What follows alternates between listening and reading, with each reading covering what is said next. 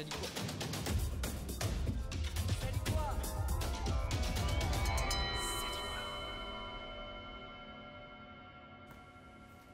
Marine, Ouais. ça dit quoi? Ça dit que j'ai de la peinture sur ma montre parce que j'ai fait de la peinture dans mon nouvel appartement à Bordeaux le week-end dernier avec mes parents et j'ai pas réussi à l'enlever. Voilà. Ok. Donc c'est tout ce que ça dit. Voilà, en fait, parce que du coup, j'ai déménagé, emménagé, je sais pas trop ce qu'on dit, à Bordeaux il y a pas très longtemps. Ouais. Qui est une ville très sympa, qui est très sportive, beaucoup de gens qui font du vélo, super cool pour aller nager. T'as l'océan qui est pas très loin. Alors à chaque fois je dis la mer, mais on me dit toujours Marine, c'est l'océan, c'est pas la mer. Donc oui, c'est l'océan qui est pas très loin. Et c'est cool, c'est vraiment bien, sportif, dynamique, ça change beaucoup de Paris. Moi qui étais à Paris, donc voilà, une ville vraiment parfaite. Ça me fait penser dans mon ignorance que j'étais persuadé qu'il y avait la mer dans Bordeaux en fait, tu vois. Et j'ai non. un de mes meilleurs amis qui s'est installé là-bas il y a pas longtemps. 40 minutes à peu près. Ouais, voilà, et c'est ce qu'il m'a dit. Et moi je pensais que c'était une ville côtière en fait, tu vois, comme un idiot. Non. Non, parce que du coup, quand je vais à vélo, je crois que le plus court, c'est 59 km à vélo. Donc, petite sortie, quoi. Pour toi, c'est ça, pour moi, c'est infaisable. Non, mais bon, après, il faut aller à retour, voilà, quoi. Du coup, si on recontextualise, Ouais. donc tu vivais à Paris. Ouais. Depuis combien de temps? Ça faisait 7 ans à peu près. Ouais, c'est ça, 7 ans, ouais. Ok. Et du coup, tu t'installes à Bordeaux cet été, c'est ça?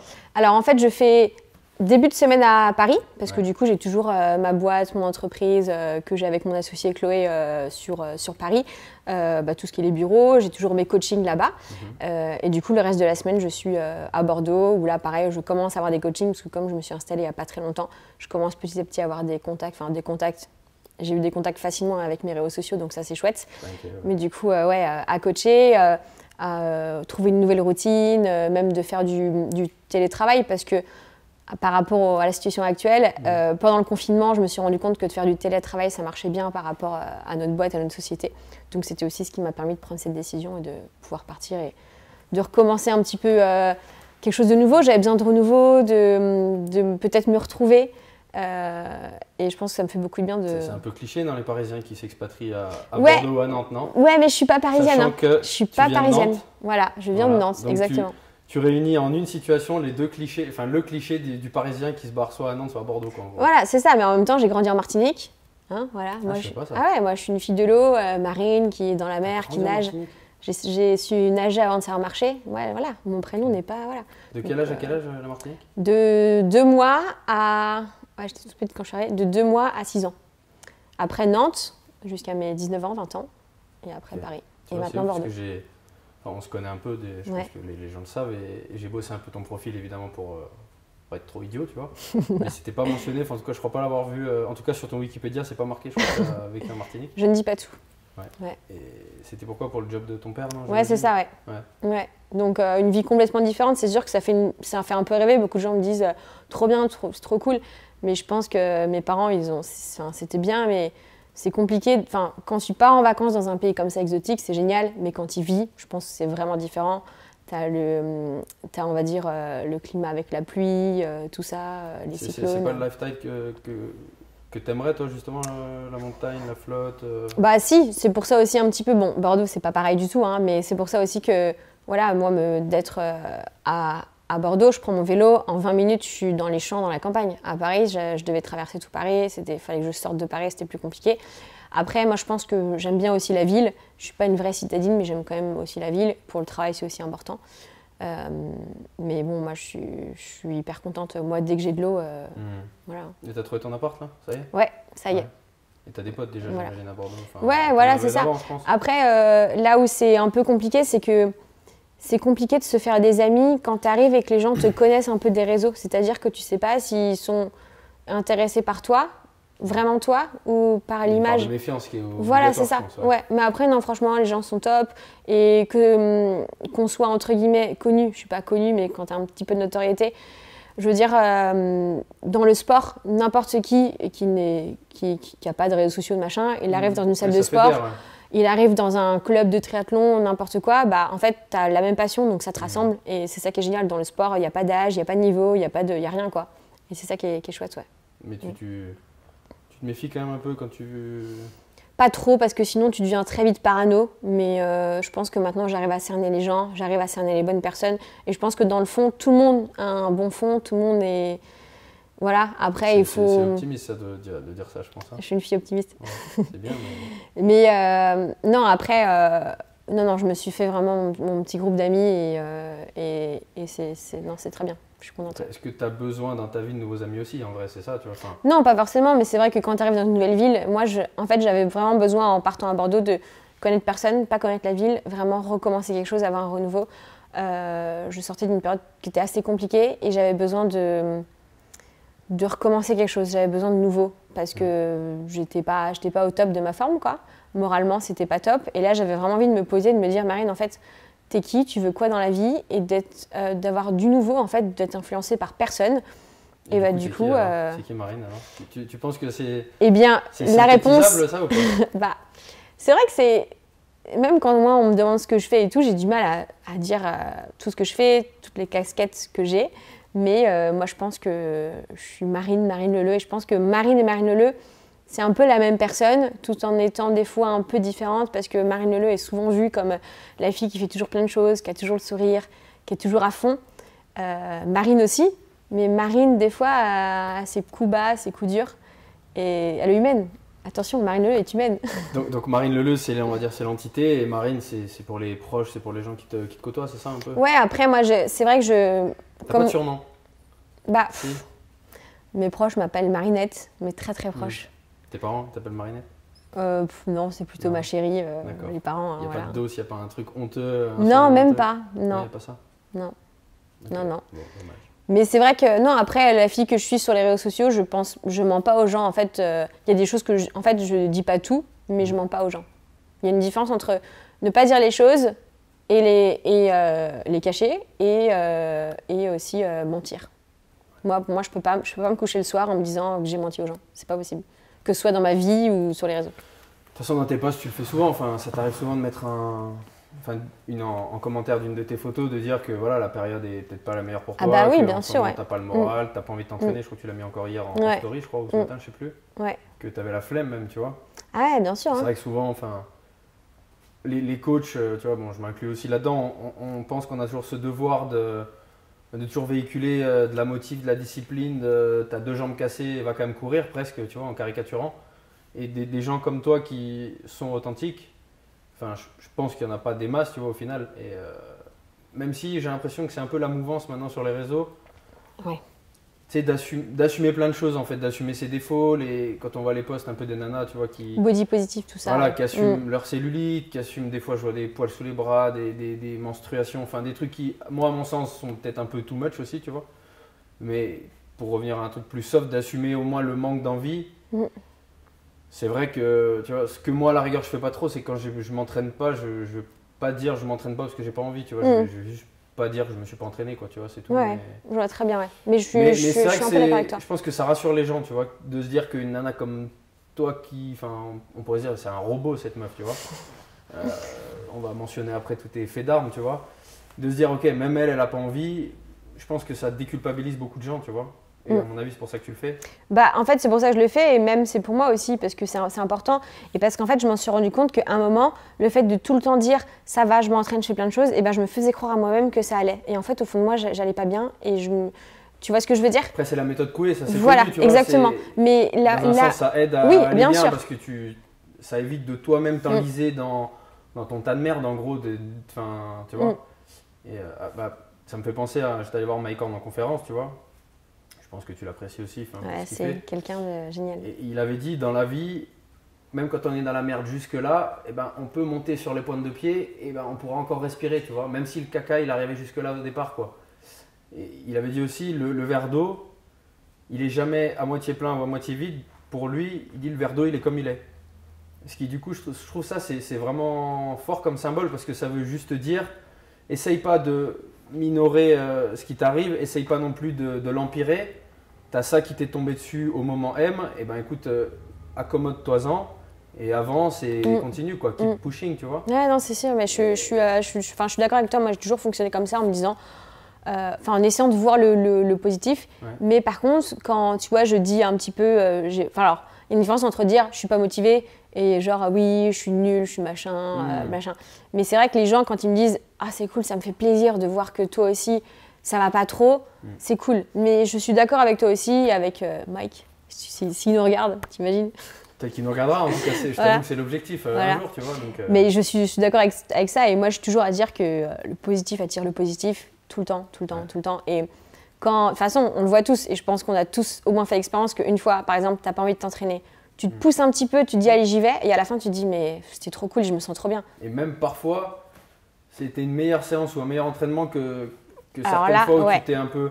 Ça se vérifie souvent, peut-être plus en muscu, ce que tu fais peut-être pas trop, au moins en ce moment, tu vois, quand tu te dis bon, je vais faire un max, ou tu sais, tu te montes la tête, et en fait, t'étais une merde, tu vois, t'avais pas d'influx, et des fois, tu vas entrer dans les pieds, et ben, comme par magie, presque, c'est cool, quoi, tu vois, t'as fait une bonne séance, t'as passé une barre que t'espérais pas passer, enfin… Ouais, mais en fait, comme quoi, moi, je pense que, de toute façon, maintenant, je pense qu'on le sait tous, plus ou moins, surtout dans ce milieu-là, que le mental est tellement important. Enfin, moi, je sais que le mental…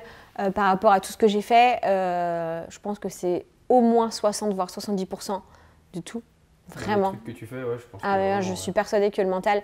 Il y a beaucoup de gens qui me demandent si le mental, ça se travaille. Est-ce que ça se travaille? Est-ce que tu peux progresser mentalement? Et moi, je suis persuadée que oui. C'est en vivant des choses, en faisant, en fait. Tout simplement, en fait, en t'affrontant, en te mettant face au pied du mur. C'est comme ça que tu essaies de le grimper et c'est comme ça que tu te forges. Après, tu vois le mur, tu te dis, mais ce mur, je vais le démonter, tu vois. Alors que…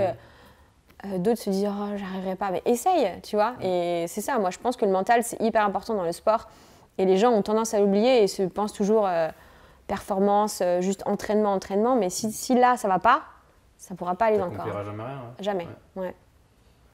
Et t'as toujours voulu un peu faire ces choses, les choses dont on va parler après, ou enfin, quand ça fait combien de temps que tu es coach d'un point de vue diplôme, quoi, hein? Diplôme, j'étais diplômée, alors… Pour te raconter une anecdote, j'ai été diplômée en juin 2012 et j'ai commencé en tant que Géo Club Med en centre de vacances. Je donnais des cours de step, des cours de machin, j'allais courir avec les gens le matin et tout. Je faisais la danse du soleil au bord de la piscine et tout. Et c'était génial parce que ça m'a vraiment permis de me former avec surtout des étrangers. Donc je donnais les cours en anglais aussi parce que dans les clubs med, c'est étranger. Et c'était génial. Et encore une fois, moi j'ai trouvé que j'étais très contente de pouvoir commencer mon métier de coach dans ça parce que c'était pas, t'avais pas le suivi personnel comme moi je préfère maintenant, le suivi personnalisé et plus du tout cours collectif, mais c'est vraiment là tu te dis en fait c'est tout le monde et tout le monde peut faire du sport. C'est pas que les sportifs de niveau, c'est pas que les gens qui s'entraînent tous les jours, c'est tout le monde et tout le monde peut progresser, tout le monde peut avancer et tout le temps quoi. Donc je suis coach depuis 2012. Et je pense que cette ascension on va dire médiatique que tu as eue, tu l'as jamais souhaité ou tu l'as jamais calculé. Enfin, je pense pas que tu t'es dit un jour, je pense même pas que tu t'es dit je vais faire des trucs extrêmes comme tu fais ces dernières années. C'est venu comment ça? En fait, c'est vrai que c'est une question qu'on me pose très souvent et j'ai jamais vraiment la réponse. Par exemple, mon compte Instagram, j'ai jamais voulu avoir autant d'abonnés. Par exemple, c'est même pas Marine Leleu, mon compte c'est Marin LLE. C'est comme quand t'es jeune, tu crées ton compte Instagram, la petite puce du machin. Moi, j'avais jamais. C'était mon adresse MSN. Enfin, c'était pas la petite puce, mais. Voilà, c'est un truc comme ça. Et moi, j'avais jamais imaginé qu'un jour ce serait comme ça. Et en fait, ça c'est venu petit à petit. Je m'en suis pas du tout rendu compte. J'ai jamais utilisé de hashtag et ça s'est fait vraiment. Vraiment, je faisais pas du tout attention à ça.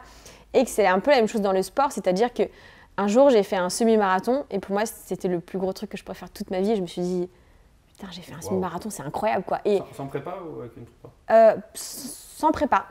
Non, vraiment, j'avais couru un petit peu avant, mais vraiment sans prépa. Et même quand je préparais mon premier Half Ironman, je me souviens, j'avais loué un vélo, parce que j'avais pas de vélo de route à moi. Et j'avais fait 30 km, et j'étais rentrée en train après. Mais 30 km à vélo, pour moi, j'étais la plus forte du monde, quoi. Et je souhaite à tout le monde de vivre ça, parce que tout le monde me dit beaucoup... ouais, mais Marine, moi je cours que 5 km, mais 5 km c'est toujours plus que ceux qui font rien. Et peut-être que pour quelqu'un, ce 5 km-là, ce sera moi l'enduroman que j'ai fait, tu vois. Et donc en fait, je pense que petit à petit, en fait, c'est que je suis pas dans la surenchère parce que. Alors c'est sûr que oui, tu progresses, tu veux toujours faire plus. Je suis pas forcément dans la surenchère au niveau des distances que je fais, au niveau des chronos que je fais, mais c'est plutôt au niveau des expériences. C'est-à-dire que. Ok, au début, j'ai commencé par faire un semi-marathon, un Half Ironman, un Ironman. Après, un peu plus l'enduroman. Mais bon, après, je ne sais pas ce que tu peux faire de plus.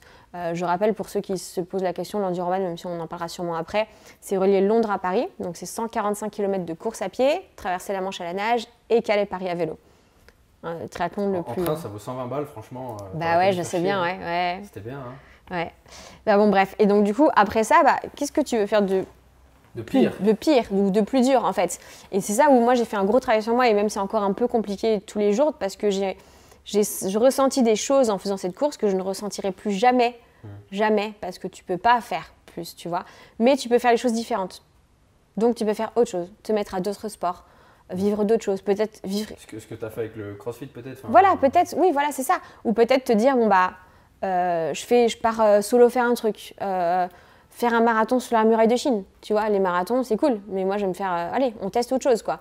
Donc, du coup, toi, t'envisages, les expériences que tu envisages ou le dépassement de soi que tu envisages, tu l'envisages que à travers des performances physiques, du coup? Pas forcément, parce que je pense que là aussi, le dépassement de soi ou de moi, je l'ai fait aussi un peu au niveau du pro, parce que moi, c'est pas du tout mon truc. Je suis pas du tout scolaire, j'ai jamais été scolaire, j'ai toujours été très très nulle à l'école. Je sais pas comment j'ai eu mon bac, je l'ai eu, je sais pas comment je l'ai eu. Bac ES, exactement. Voilà, c'est ça. Mais par contre, quand j'ai passé mon diplôme, donc mon BPGEPS, je suis sortie majeure de ma promo. Comme quoi, quand t'aimes ce que tu fais, ça fonctionne. Investi, ouais. Voilà, c'est ça. Et en fait, j'ai jamais été scolaire. Et pour moi, créer une boîte donc, avec Chloé, mon associée, moi, je suis pas du tout à travailler, à chercher des choses. C'est compliqué. Pour moi, c'est un challenge tous les jours de te dire, oui, j'ai des gens qui bossent avec moi, il faut faire ça, il y a la compta, il y a tout ça. Et ça aussi, je suis dans le challenge et dans le développement aussi personnel, parce qu'il y a le sport, mais il y a aussi tout ça à côté. Voilà. Ça, c'est tes parents un peu qui te l'ont inculqué. Ton père, je crois qu'il a un poste assez haut placé. Mon père, mon père a un poste assez haut placé au niveau du boulot. Il est aussi assez sportif. Ils m'ont toujours inculqué les valeurs du sport, du dépassement aussi, mais ils m'ont jamais obligé à faire du sport. C'est-à-dire que si j'avais voulu faire du piano ou pas du tout de sport, ça serait bien que tu te mettes au piano. Je peux te présenter une super prof. C'est vrai. Mais du coup, en fait, que ce soit mon frère ou ma soeur, ils nous ont jamais forcé à faire du sport. On a toujours été sportifs. Par exemple, si on voulait des bonbons à la boulangerie, on prenait notre vélo, on allait chercher les bonbons, quoi. Tu vois, c'était vraiment comme ça. Et on a toujours été baignés dans ce milieu-là. Et je les remercie vraiment parce que c'est aussi grâce à eux que je suis aussi comme ça. Après, je me suis construite comme ça à travers le sport, avec le sport. Et j'ai un passé aussi qui fait que le sport a une certaine valeur à mes yeux et m'a beaucoup aidée dans des moments compliqués. Moi, c'est ma façon de m'exprimer. Le sport, c'est vecteur d'émotion. Quand je suis triste, je fais du sport. Quand je suis heureuse, je fais du sport. Quand j'ai envie de partager des choses avec des gens, je fais du sport. Voilà, pour moi, le sport, c'est... Tout le temps, quoi. Voilà, c'est ça. Et peut-être que les gens se disent, elle en fait trop. Mais de toute façon, j'en ferai toujours trop que d'autres personnes. J'en ferai toujours pas assez par rapport à d'autres. C'est toujours subjectif, ce genre de et le principal, voilà, c'est ça. De ressenti, quoi. Ouais, le principal, c'est d'être épanoui, en bonne santé et d'être OK avec soi-même, en fait. Donc voilà, donc c'est vrai que l'épanouissement personnel, pour en revenir par rapport à ça, oui, le sport, j'aime bien à chaque fois aller chercher un peu, pas forcément plus haut, mais différemment, vivre les expériences. Si je refais un marathon, mon but, OK, je suis contente quand je fais un meilleur temps, mais pour moi, c'est peut-être me dire, ce marathon-là, je l'ai fait dans le désert. Je vais faire un autre marathon, je sais pas, sur le cercle polaire. Et c'est ouf, en fait. Ou le faire avec quelqu'un qui n'a jamais fait de ce marathon, son premier marathon. Franchement, tu partages, même quand tu le dis, je me dis que ça me chaufferait, tu vois. Non, mais vraiment, hein. Faudrait que je me mette à courir, mais... Ouais, non, c'est sûr, hein. Ouais. Franchement, je pense que ça pourrait me chauffer, tu vois. Moi, je souhaite à tout le monde de voir le sport pas comme une contrainte. Beaucoup de gens voient le sport comme une contrainte. Mais j'ai envie de dire à tout le monde... Ceux qui veulent débuter, ceux qui ont peur de voilà, débuter c'est ça. en général. Mais c'est parce qu'ils sont pas forcément bien encadrés ou parce qu'en fait, ils voient ça pas comme une activité physique, ils voient ça comme le sport, faire du sport, les compétitions. Souffrir en général. Voilà. Tu vois, et malheureusement, et je suis pas la meilleure placée pour en parler, mais malheureusement, les réseaux sociaux nous aident pas. C'est-à-dire que quelqu'un qui se met au sport, moi, je vois au niveau de ma communauté de coureurs, de runners, personne ne va dire aujourd'hui j'ai couru 3 km. Tu vois ce que je veux dire? Aujourd'hui j'ai fait un marathon en 6 heures. Et c'est génial, tu vois. Personne ne va dire ça. Tout le monde va partager son meilleur temps, son meilleur chrono et tout ça. Et pour ça, je ne suis pas la meilleure placée pour en parler. C'est les réseaux. Voilà, c'est ça. Tout le monde se met en avant. Sous un angle, voilà. Belle, beau. Et d'un côté, moi aussi la première, genre comme on disait tout à l'heure, moi je vais faire attention. Alors moi je retouche pas mes photos, mais je vais faire attention de poster une photo où je suis peut-être bien placée, peut-être que je fais une meilleure perf que les jours où ça va pas. C'est ça, j'ai aucun problème pour le dire. Mais je veux dire, c'est vrai que quelqu'un qui débute un peu le sport, il voit ça, ou même des gens dans les salles, les machins, les trucs. Voilà. Mais encore une fois, essayez. Faut essayer. Ouais, c'est vrai. Voilà. Et là, tu te vois plus, parce que du coup, tu as plein de casquettes. Ouais. Je ne sais pas dans quelle ordre on peut les donner, mais je pense que tu es coach initialement. Oui. Influenceuse, du coup. Alors après, moi, le terme influenceuse, on en parlera. Enfin, moi, j'aimerais bien qu'on en parle, en tout cas, parce que je sais que quand on choisit son profil, on peut choisir d'être influenceur. Donc, déjà, moi, ce principe d'avoir la possibilité de s'auto-proclamer quelque chose, tu vois, moi, ça me pose un problème déjà un peu, tu vois, de se dire influenceur. Enfin, moi, je considère que tu es influenceur quand tu as quelque chose de bon à véhiculer, tu vois. Et aujourd'hui, je trouve ce terme, il est complètement galvaudé, tu vois. Alors après, dans ton cas, il est, à mon sens, mérité, tu vois. Quand c'est que des meufs qui promeuvent des produits d'épilation et des fers à lisser, j'ai du mal à me dire que c'est des influenceuses, tu vois. Ouais, bien sûr, ouais. Alors, quand on voit les millions de gens qu'elles ont en abonnés, et je me dis, mais suivez, enfin, une fille, je te dis pas ça parce que tu es là, tu vois, mais toi, au moins, ce que tu vas engager peut-être chez les gens, c'est une démarche de remise en question, de se bouger les fesses, tu vois. Bon, ça, c'est une petite parenthèse sur les influenceurs, mais donc tu es influenceur et tu es aussi chef d'entreprise, et moi, ça me tient à cœur parce que ce podcast, comme tu le sais, enfin, en tout cas, le leitmotiv, c'est la motivation. Et la motivation, je considère qu'elle n'est pas uniquement intrinsèque au sport, tu vois.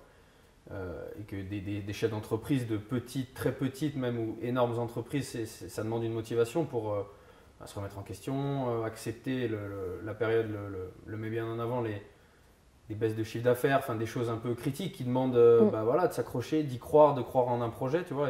Et ça, je pense que c'est aussi de la motivation. Parce que souvent, on a tendance à mettre en face de la motivation, comme tu disais, les performances sportives. Alors que non, pour moi, quelqu'un qui a toujours rêvé de chanter et qui commence à prendre des cours de chant, c'est quelqu'un qui fait preuve de motivation, tu vois.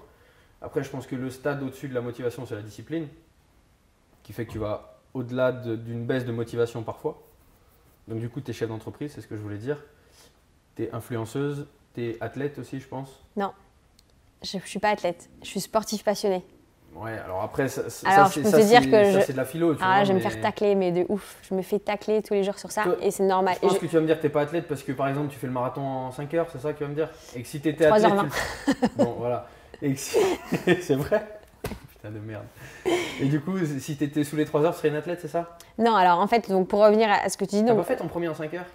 Non, 3h43. D'accord, ok. Bon. Je suis vraiment nul, désolé. Non. Mais en fait. Pour le côté athlète, en fait, déjà, je ne me considère pas comme une athlète parce que je pense que les athlètes s'entraînent tous les jours, ont une discipline ou un coach, ont des compétitions prévues, sont dans une fédé. Mais je veux dire, c'est que moi, c'est qu'il y a des moments où je ne peux pas m'entraîner, j'ai des tournages, des machins, des trucs et tout ça. J'ai pas d'échéance précise, c'est moi qui choisis mes échéances. C'est-à-dire que si je m'inscris à une course et que la veille, je ne veux plus participer, c'est pas grave. Si j'ai envie de participer à une course la veille, j'y vais, tu vois. Enfin, sauf que quand tu as annoncé à combien d'abonnés? Tu as combien d'abonnés sur Insta? Ouais, mais maintenant, en général, j'annonce pas trop. Tu as combien d'abonnés? Presque un demi-million, presque. Voilà, quand tu annonces à un demi-million de personnes que tu t'alignes sur un marathon, effectivement, tu t'en remets pas à une fédé, mais bon, tu te chies un peu dessus si la veille tu vas pas, tu vois. Mon marathon d'Athènes, je l'ai annoncé le jour même. D'accord, mais c'était pourquoi? Non, mais parce que maintenant, avant je le faisais, maintenant j'annonce plus. Quand j'ai fait Paris-Bordeaux à vélo. Ah, tu as annoncé le jour même que tu le faisais? Voilà. Je pensais que tu me disais que tu l'avais décliné le jour même. Quand je fais Paris-Bordeaux à vélo, je l'ai annoncé au bout du premier jour. Au fait, je fais Paris-Bordeaux. Ouais. Et là, les gens font plus waouh, tu vois. Et moi, parce que j'aime pas m'engager dans quelque chose, parce qu'encore une fois, je veux me laisser le choix de je le sens pas, je le fais pas. Ou alors le choix de ouais, vous voyez les gars, je vous ai rien dit. Et là, tu vois. Et du coup, tu fais le choix de pas l'annoncer en amont, c'est parce qu'il y a une part de toi qui te dit si jamais je me chie dessus, c'est la honte vis-à-vis de ma communauté, ou c'est juste parce que toi, tu aimes bien avoir cette tranquillité vis-à-vis de toi-même? J'aime bien avoir cette tranquillité vis-à-vis de moi-même, et on ne sait jamais si la veille j'ai une urgence pro, et je peux plus le faire. Tu vois ce que je veux dire? C'est qu'en fait, pour moi, le sport, c'est beaucoup, mais c'est ma priorité, mais il y a autre chose aussi à côté. Tu vois ce que je veux dire? C'est que je dévoue pas toute ma vie au sport. Oui, peut-être un peu, mais c'est-à-dire que, en fait, tu sais jamais ce qui peut se passer. Un Covid. Tu sais jamais ce qui peut se passer. Tu vois, je devais faire mon marathon, je préparais un marathon en ski arrière. Je devais le faire le jour du confinement. Et je l'avais annoncé et ça m'a fait chier, tu vois. Mais bon, après, pour revenir, ce qui était très intéressant à mes différentes casquettes, donc je suis coach sportive, je suis bien de recentrer le débat. Influenceuse.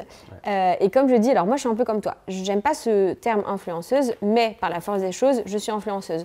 Le problème, c'est qu'en fait, malheureusement, il y a des gens qui ternissent un peu cette image d'influenceur et j'ai aucun problème et chacun fait ce qu'il veut de sa vie, mais c'est-à-dire que, comme tu dis, des gens de la télé-réalité ou des gens qui promouvoient des produits en mentant un peu aux gens ou qui sont pas top. T'es sûr qu'on dit pas qui promeut? Qui promeut, merci. Je pense. Hein. Merci. Qui promeut. Ça évitera que tu te fasses clasher en commentaire. Voilà, vous pouvez le mettre en commentaire si vous voulez. Et bah, en fait, du coup, bah, nous, notre image, on est. Quand tu dis je suis influenceur ou les influenceurs, on a toujours une image négative, tu vois. Mais par la force des choses, oui, je suis influenceuse. Après, c'est à moi de montrer que bah, les influenceurs. Mais toi, pour toi, en étant honnête, c'est légitime que tu sois influenceuse. Au vu de ce que tu fais. Oui, est-ce que tu arrives à moins avoir la lucidité de te dire, ok, je pense que vu ce que je fais, à savoir ce que ne font pas 99% des gens, on peut estimer légitime de s'auto-proclamer influenceuse. Ah bah non, c'est sûr. Après, oui, bah moi je suis contente quand, grâce à mon influence, les gens se mettent au sport. Grâce à mon influence, les gens se lancent des défis. Quand... tous les jours des messages comme ça, je pense. Ah bah oui, mais je croise beaucoup de gens dans la rue aussi, tous les jours, qui m'arrêtent et qui me disent, comme ce matin, j'ai été courir, j'ai croisé une fille et elle m'a dit « Oh Marine » et tout. Et après, j'ai discuté un peu avec elle, elle m'a dit bah, « J'avais prévu de faire 7 km et finalement, bah, je vais en faire le double. » Et j'ai reçu un message tout à l'heure me disant « Marine, grâce à toi, j'ai fait le double, tu vois. » C'est ouf ça. Tu vois, et ça, c'est cool, tu vois. Après, bah, comme tu dis, oui, donc je suis chef d'entreprise avec mon associé, donc on est bien sûr deux. Parce que sans elle, il n'y aurait pas grand-chose sur moi. Ouais. Mais voilà, et donc je suis hyper contente de pouvoir créer des choses, de montrer qu'un influenceur peut créer quelque chose d'intelligent, une marque avec un état d'esprit, une valeur, etc. Voilà. Et après, moi, j'ai jamais utilisé mes réseaux sociaux dans le coaching, c'est-à-dire que je suis très discrète par rapport à ça. Je dis que je fais des coachings, jamais je montre des gens en coaching et je ne me sers pas de mes réseaux pour avoir de la clientèle. Et je pourrais très bien faire des programmes en ligne, des choses comme ça. Même si ça tombe sous le sens. Enfin... Ah bah bien sûr. Je pense qu'il y a plein de Parisiens et du coup maintenant de Bordelais et de Bordelaises qui aimeraient se dire c'est ma coach, tu vois. Oui, bien sûr. Après, moi, au début, plus maintenant, mais au début, j'avais des gens qui me disaient mais Marine, je t'ai vue à la télé, qu'est-ce qui se passe? T'es coach? Je me souviens quand tu étais venue, parce que du coup on l'a pas redit aux gens, mais tu étais venue il y a 5 ans. Ouais. Du coup je fais une mini parenthèse. Tu étais venue il y a 5 ans et je me souviens que tu m'avais... C'était le moment, je me souviens plus du tout à combien tu étais d'abonnés, mais tu commençais à prendre vraiment de l'importance sur les réseaux. Et tu m'avais dit, non mais en gros, je dis pas que je suis Marine Leleu, quoi. Enfin, tu vois. Oui, puis je dis pas que je suis la meuf qui était peut-être à l'époque à 100K ou 150K sur Insta pour avoir des clients. Et tu m'avais dit que certains de tes clients ne savaient même pas que tu avais une vie réseaux sociaux en expansion, quoi. Ouais. C'est vrai que ça c'est drôle. Ouais, parce que moi je différencie beaucoup. Alors encore une fois, ça, on en revient un peu au même de tout à l'heure. Il y a la Marine et il y a la Marine Leleu. Mais il y a Marine Leleu la coach et Marine Leleu, même si c'est la même en fait, tu vois. Mais quand je coach des gens, je suis pas la fille qui a traversé la Manche. Je suis coach sportive. Par contre, les clients, t'es la fille qui a traversé la Manche. Et je pense peut-être. Non mais oui, c'est vrai. Et du coup, on parle de l'influence que tu peux avoir sur les gens, sur les réseaux, tu vois. Mais je pense que même tes clients, tes vrais clients en coaching, même eux, quand en face de toi, tu as une nana qui a nagé 44 km. 49, et décidément les chiffres, c'est une catastrophe. C'est pas grave, t'inquiète pas. 49 km et que tu te dis, il reste 20 secondes de gainage, j'ai envie de poser les genoux. Putain de ta race, tu vas pas poser les genoux, quoi, tu vois. La meuf à côté, elle a traversé la Manche à la nage. Qu'est-ce que tu vas poser les genoux, il reste 10 secondes de gainage, tu vois. Et je pense que ça influence positivement aussi. Enfin, c'est normal. Oui, non, c'est sûr. Plus les gens sont légitimes dans un domaine, plus ils sont inspirants, tout simplement. De toute façon, c'est ça qui fait l'inspiration, je pense, c'est la définition, tu vois.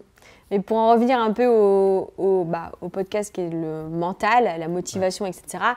Oui, moi, je pense que ce serait faux si je dis bah non, je sais pas si je motive les gens. Non, je sais que je motive les gens, je reçois des messages tout le temps.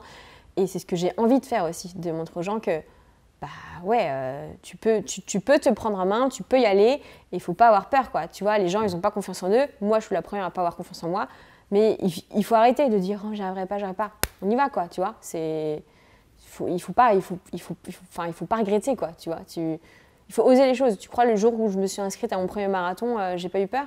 Le jour où je me suis dit, tiens, ce matin, je vais traverser la Manche, tu crois que j'ai pas eu peur? Tu crois que j'aurais peur si un jour on fait un marathon tous les deux? Bien sûr que tu aurais peur. Tu crois que j'aurais peur? Peur au sens... Alors, il faut savoir qu'avant chacune de mes courses, j'ai un petit rituel. Attention. J'aurais droit aussi, du coup, c'est le fait. Non, mais moi, j'ai toujours... C'est ton truc, quoi. Non, mais moi, j'ai toujours peur. Même à chaque fois que je fais une course, j'ai toujours une petite boule au ventre. mais c'est le stress positif. Maintenant, je sais que c'est le stress positif et je l'ai. Par contre, le jour où je suis partie pour faire l'enduroman… T'es en train de nous dire que t'as la diarrhée, quoi. Non, Non. pas du tout. Ok. Non, j'ai la petite boule au ventre, genre j'ai peur et tout. Non. Et par contre, le jour où je suis partie pour l'enduroman, je n'ai pas eu cette boule, je n'étais pas stressée du tout. Et là, ça m'a fait peur de ne pas être stressée. Je me suis dit, merde, il y a un problème, je suis trop sûre de moi, c'est pas possible. C'est limite tellement la tâche était immense. En fait, quand tu t'inscris à ça, je me suis inscrite 2 ans auparavant. Donc pendant 2 ans, tous les soirs tu te couches en disant je vais le faire, tous les matins tu te réveilles en disant je vais le faire. Donc quand on parlait du cerveau, du mental, tous les jours tu te dis à ton cerveau je vais le faire. Et est-ce qu'il y a un soir où tu t'es couché en disant non, en fait, je suis complètement bien conne, sûr. Je vais pas le faire. Mais bien sûr, ouais. Bien sûr. Mais parce que c'est des moments où à l'entraînement j'étais fatiguée, où du coup j'avais pas fait un bon entraînement, du coup je me suis posé des questions. Mais c'est important de se poser des questions, de se remettre en question en disant ok, qu'est-ce qui a pas été, qu'est-ce que je peux changer, qu'est-ce que je peux faire pour réussir. Tu vois, c'est important. Ce serait faux de dire que tous les jours je suis là, ouais, je vais faire ça, je vais faire ça, je vais faire ça. Non, c'est faux. Et justement, c'est comme ça que tu apprends, c'est comme ça que tu évolues, c'est comme ça que tu avances et c'est comme ça que tu te forges ce mental-là. Moi, le nombre de… donc sur les 144 km de course à pied, va les faire, les 144, j'ai mis 18 heures. Donc 18 heures à courir. Le nombre de 30 km que je me suis faite sur un tapis… C'est même pas ce que je cours en un an. Non, mais écoute, je me suis fait des 30 km sur un tapis face à un mur sans musique. Exprès ? Oui. Pour te conditionner, quoi. Voilà. Et après, tu te dis, quand tu cours dans la campagne entre Londres et Douvres en Angleterre, tu es au milieu des champs, tu te dis, Marine, tu as fait des heures sur un tapis face à un mur. Bon, j'avais pas de musique non plus parce que c'est interdit. La musique, c'est considéré comme dopant sur les Ironman et les courses, mais ouais. Tu sais, tout à l'heure, on parlait de musique là, en off, là, et je t'ai dit, j'ai une question que je te poserai après. Ah oui, vas-y. Bah, moi, à titre perso, quand je parle avec des clients ou des sportifs, je leur conseille de courir sans musique parce que moi, j'allais dire quand je cours, mais on va se foutre de ma gueule parce que je cours plus beaucoup. Allez-y, foutez-vous de sa gueule. Même si je courais pas mal avant. Et j'ai toujours aimé courir sans musique parce que j'ai toujours l'impression que tu te confrontes vraiment à toi-même et que, de toute façon, c'est pour ça que les gens en mettent, c'est parce que la musique, c'est un moyen d'évasion. C'est un moyen d'oublier, peut-être de compter le nombre de chansons, de te dire, allez, une chanson, ça fait 3 minutes, dans 10 chansons, j'aurais fait une demi-heure, etc. Et après, bon, d'un point de vue plus physiologique, c'est du coup, tu t'entends pas respirer, tu n'entends pas l'impact de ton pied au sol, etc. Et moi, je trouve que c'est déjà un moyen de tricher un peu. Et du coup, c'est vrai ce que tu dis. Du coup, tu me le confirmes en me disant que c'est un dopant, tu vois. Ouais. Et du coup, je voulais juste savoir si toi, tu courais avec de la musique ou pas. Alors moi, ça dépend des fois. Il y a des moments où je cours avec de la musique parce que j'aime bien ça. Mais si un jour, je pars, j'ai plus de batterie dans mon casque ou je sais pas quoi, c'est pas grave. Parce que déjà, je suis habituée sur les courses à courir sans musique parce que, outre le fait que ce soit interdit, tu vis ta course. Ouais. Tu es à côté des gens, tu es dans des paysages magnifiques. Non, ta musique, tu l'entends… non, tu vois. Et moi, vraiment, je pousse les gens à faire sans musique. Et comme tu dis, d'un point de vue physiologique, de s'entendre respirer, le pied au sol, c'est hyper important. Et en plus, alors moi, là où vraiment…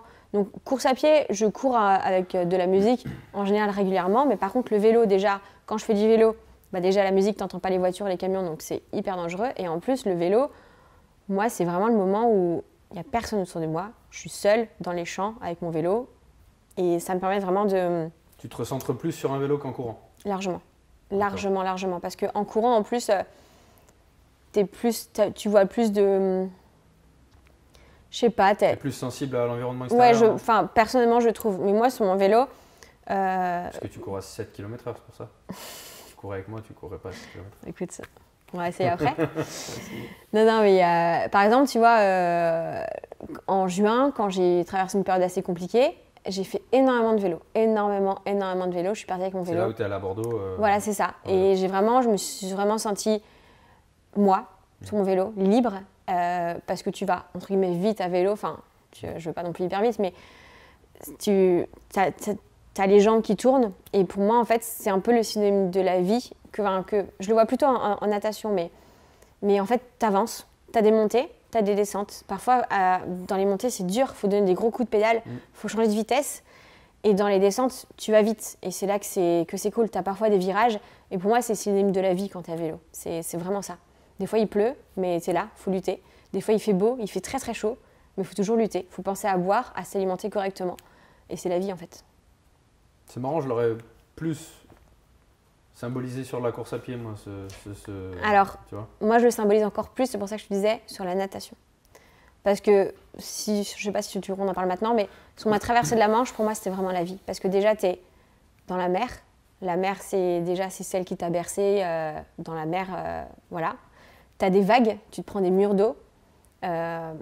T'avances pas, tu sais pas où tu vas. Moi, je savais pas où j'allais. Le cap, j'arrivais pas. Fallait que je suive le bateau, mais je voyais pas trop. Je savais pas trop quelle heure il était, combien de temps je nageais. Et tu luttes, tu te prends des murs d'eau, t'avances, tu bois la tasse, mais il faut toujours avancer. Et tu peux pas lâcher, quoi. Et vraiment, moi, cette traversée, c'était vraiment ces synonymes de la vie, en fait. Et tu arrives sur la plage et tu renais, en fait. Tu te relèves, tu avances et tu as les gens qui sont autour de toi. Et ouais, vraiment. C'était fou. Franchement, ça doit être dingo. Je sais pas si j'ai plus pleuré sur mon arrivée parce que j'avais traversé la Manche ou parce que mon père m'avait hurlé qu'il m'aimait. Ouais, vraiment, en me prenant dans ses bras. Et c'était dingue, quoi, vraiment. Et ouais, enfin, pour moi, mon père, c'est mon héros, vraiment. Moi, c'est la personne que j'admire le plus au monde. Et ouais, t'arrives de ça, tu te dis, ça fait 15 heures que je nage, quoi. Et j'arrive, je suis gelée, mais je l'ai fait, quoi. Ouais. Vraiment. Et là, tu te dis, ouais, quand tu flippais, tu vois, il n'y a pas de raison. Et là, tu te sens forte. Il y a des moments où, du coup, pendant ces 15 heures, où tu as eu peur ou même regretté ou... Jamais. Ou même peut-être envisagé de dire au mec sur le bateau, tiens, vas-y, c'est bon, stop. Jamais. C'est même eux qui m'ont dit à un moment... Ah ouais? Je dis, mais non. Moi, de toute façon, je le fais. Moi, quand je fais un truc, je le fais à fond. Moi, je suis balance, je suis signe astrologique balance. Je suis tout ou rien. Et d'ailleurs, ça peut être un peu dangereux pour moi parce que des fois, c'est tout, mais des fois, c'est trop, tout. Mais jamais j'ai douté. Je savais que si je partais dans la Manche, je savais que j'allais arriver. Je le savais. Au plus profond de moi. J'avais un pressentiment et même, je savais que je m'étais entraînée pour. Donc, tu as confiance en toi. Tout à l'heure, tu disais que tu n'avais pas confiance Sur en ça, toi. oui. Mais par exemple, tu vas me... des fois, j'ai pas du tout confiance sur quelque chose que je vais faire sur du pro parce que c'est pas ma zone de confort. Alors, je vais pas dire que traverser la Manche, c'est ma zone de confort. Mais je veux dire, quand tu prépares bien quelque chose, quand tu t'entraînes pour, comme je t'ai dit, quand tu te prépares tous les jours en te disant, je vais traverser cette putain de Manche. Et tu vois. Ça le fait. J'avais envie de le faire, j'avais envie de la bouffer, quoi. J'avais envie d'y aller. Donc, ouais. Du coup, la question initiale, c'était quelle est à l'heure actuelle ta casquette principale? Ouais. Moi, en tout cas, je répondrai à ta place. Toi, tu vas répondre après pour toi, parce qu'évidemment, c'est... Moi, je pense que tu es influenceuse dans ta vie de tous les jours et que dans influenceuse, on englobe le reste, à savoir chef d'entreprise, à savoir sportive, à savoir coach. En fait, je dirais que ça dépend des moments. Parce qu'en fait, il y a des moments, je peux passer toute la journée derrière mon ordinateur, comme hier. J'ai passé toute la journée derrière mon ordinateur. J'ai dû faire 1000 pas dans la journée, à peine. Parce que tu regardes tes pas tous les jours sur ton téléphone? Non, parce que c'est pour ça que d'ailleurs, j'ai même plus de montre qui indique tous les trucs, parce que tu deviens fou, tu deviens folle. Ouais. Mais je sais que oui, je suis quand même à pas mal de pas. À un moment, je regardais beaucoup, mais je trouve que c'est un peu anxiogène. Et les jours où tu n'en fais pas beaucoup, du coup, tu culpabilises. Et c'est un peu la course, la compétition. Je sais que j'en fais beaucoup. Après, ouais, bon, voilà. Mais largement, je suis à plus de 10 000. Moi, à titre perso, je trouve que c'est un truc de sédentaire, ça, de toute façon, de se satisfaire d'avoir fait 5000 pas dans une journée. Bien sûr, bien sûr. Enfin... Après, je sais que ça tient à cœur à beaucoup de gens, donc je veux pas offusquer des gens, tu vois, de ceux qui se satisfont de faire 4000 ou... Pour appuyer tes propos, pour donner un petit exemple, pour une petite parenthèse, à la sortie du confinement... Hein, tu sais. Ouais, voilà. On fait des parenthèses qui ouvrent des parenthèses. C'est ça. Et du coup, on n'a encore pas répondu à la question de la casquette. Attends, je garde ma casquette. Quand je suis sortie du confinement, je me suis dit que j'allais plus du tout prendre le métro, les transports et que le vélo. Et en fait, j'étais peut-être à 1000 pas par jour, mais j'étais à 40 km de vélo tous les jours. Donc comme quoi, les pas, ça veut rien dire. Tu peux être hyper actif, mais pas marcher. Et d'ailleurs, même, je me suis rendu compte que pendant 2 mois, je marchais plus du tout. Mais je faisais énormément de vélo. Tu vois. Donc voilà. Pour revenir à la casquette, je reprends la casquette. Voilà.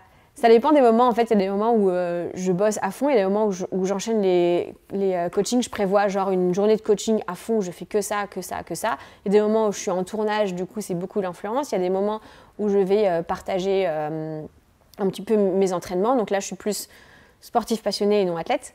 Ouais. Et donc en fait, ça dépend vraiment. Et c'est ça ce que j'aime dans ma vie, c'est qu'en fait, c'est jamais la même chose et c'est toujours différent, plus ou moins. Voilà, donc j'ai pas vraiment de casquette principale. voilà, je dirais que je fais un petit peu de tout. Et c'est ça qui est chouette. Et du coup, tu t'enrichis de ça. Et c'est ça qui me fait aussi avancer, quoi. De jamais me lasser non plus. Jamais faire la même chose. Les chaussettes que tu as là, c'est des chaussettes de ta marque? Oui, c'est ça. C'est vrai? Ouais. Je sais pas si on voit. Je sais Non, pas si là, on voit la caméra, mais.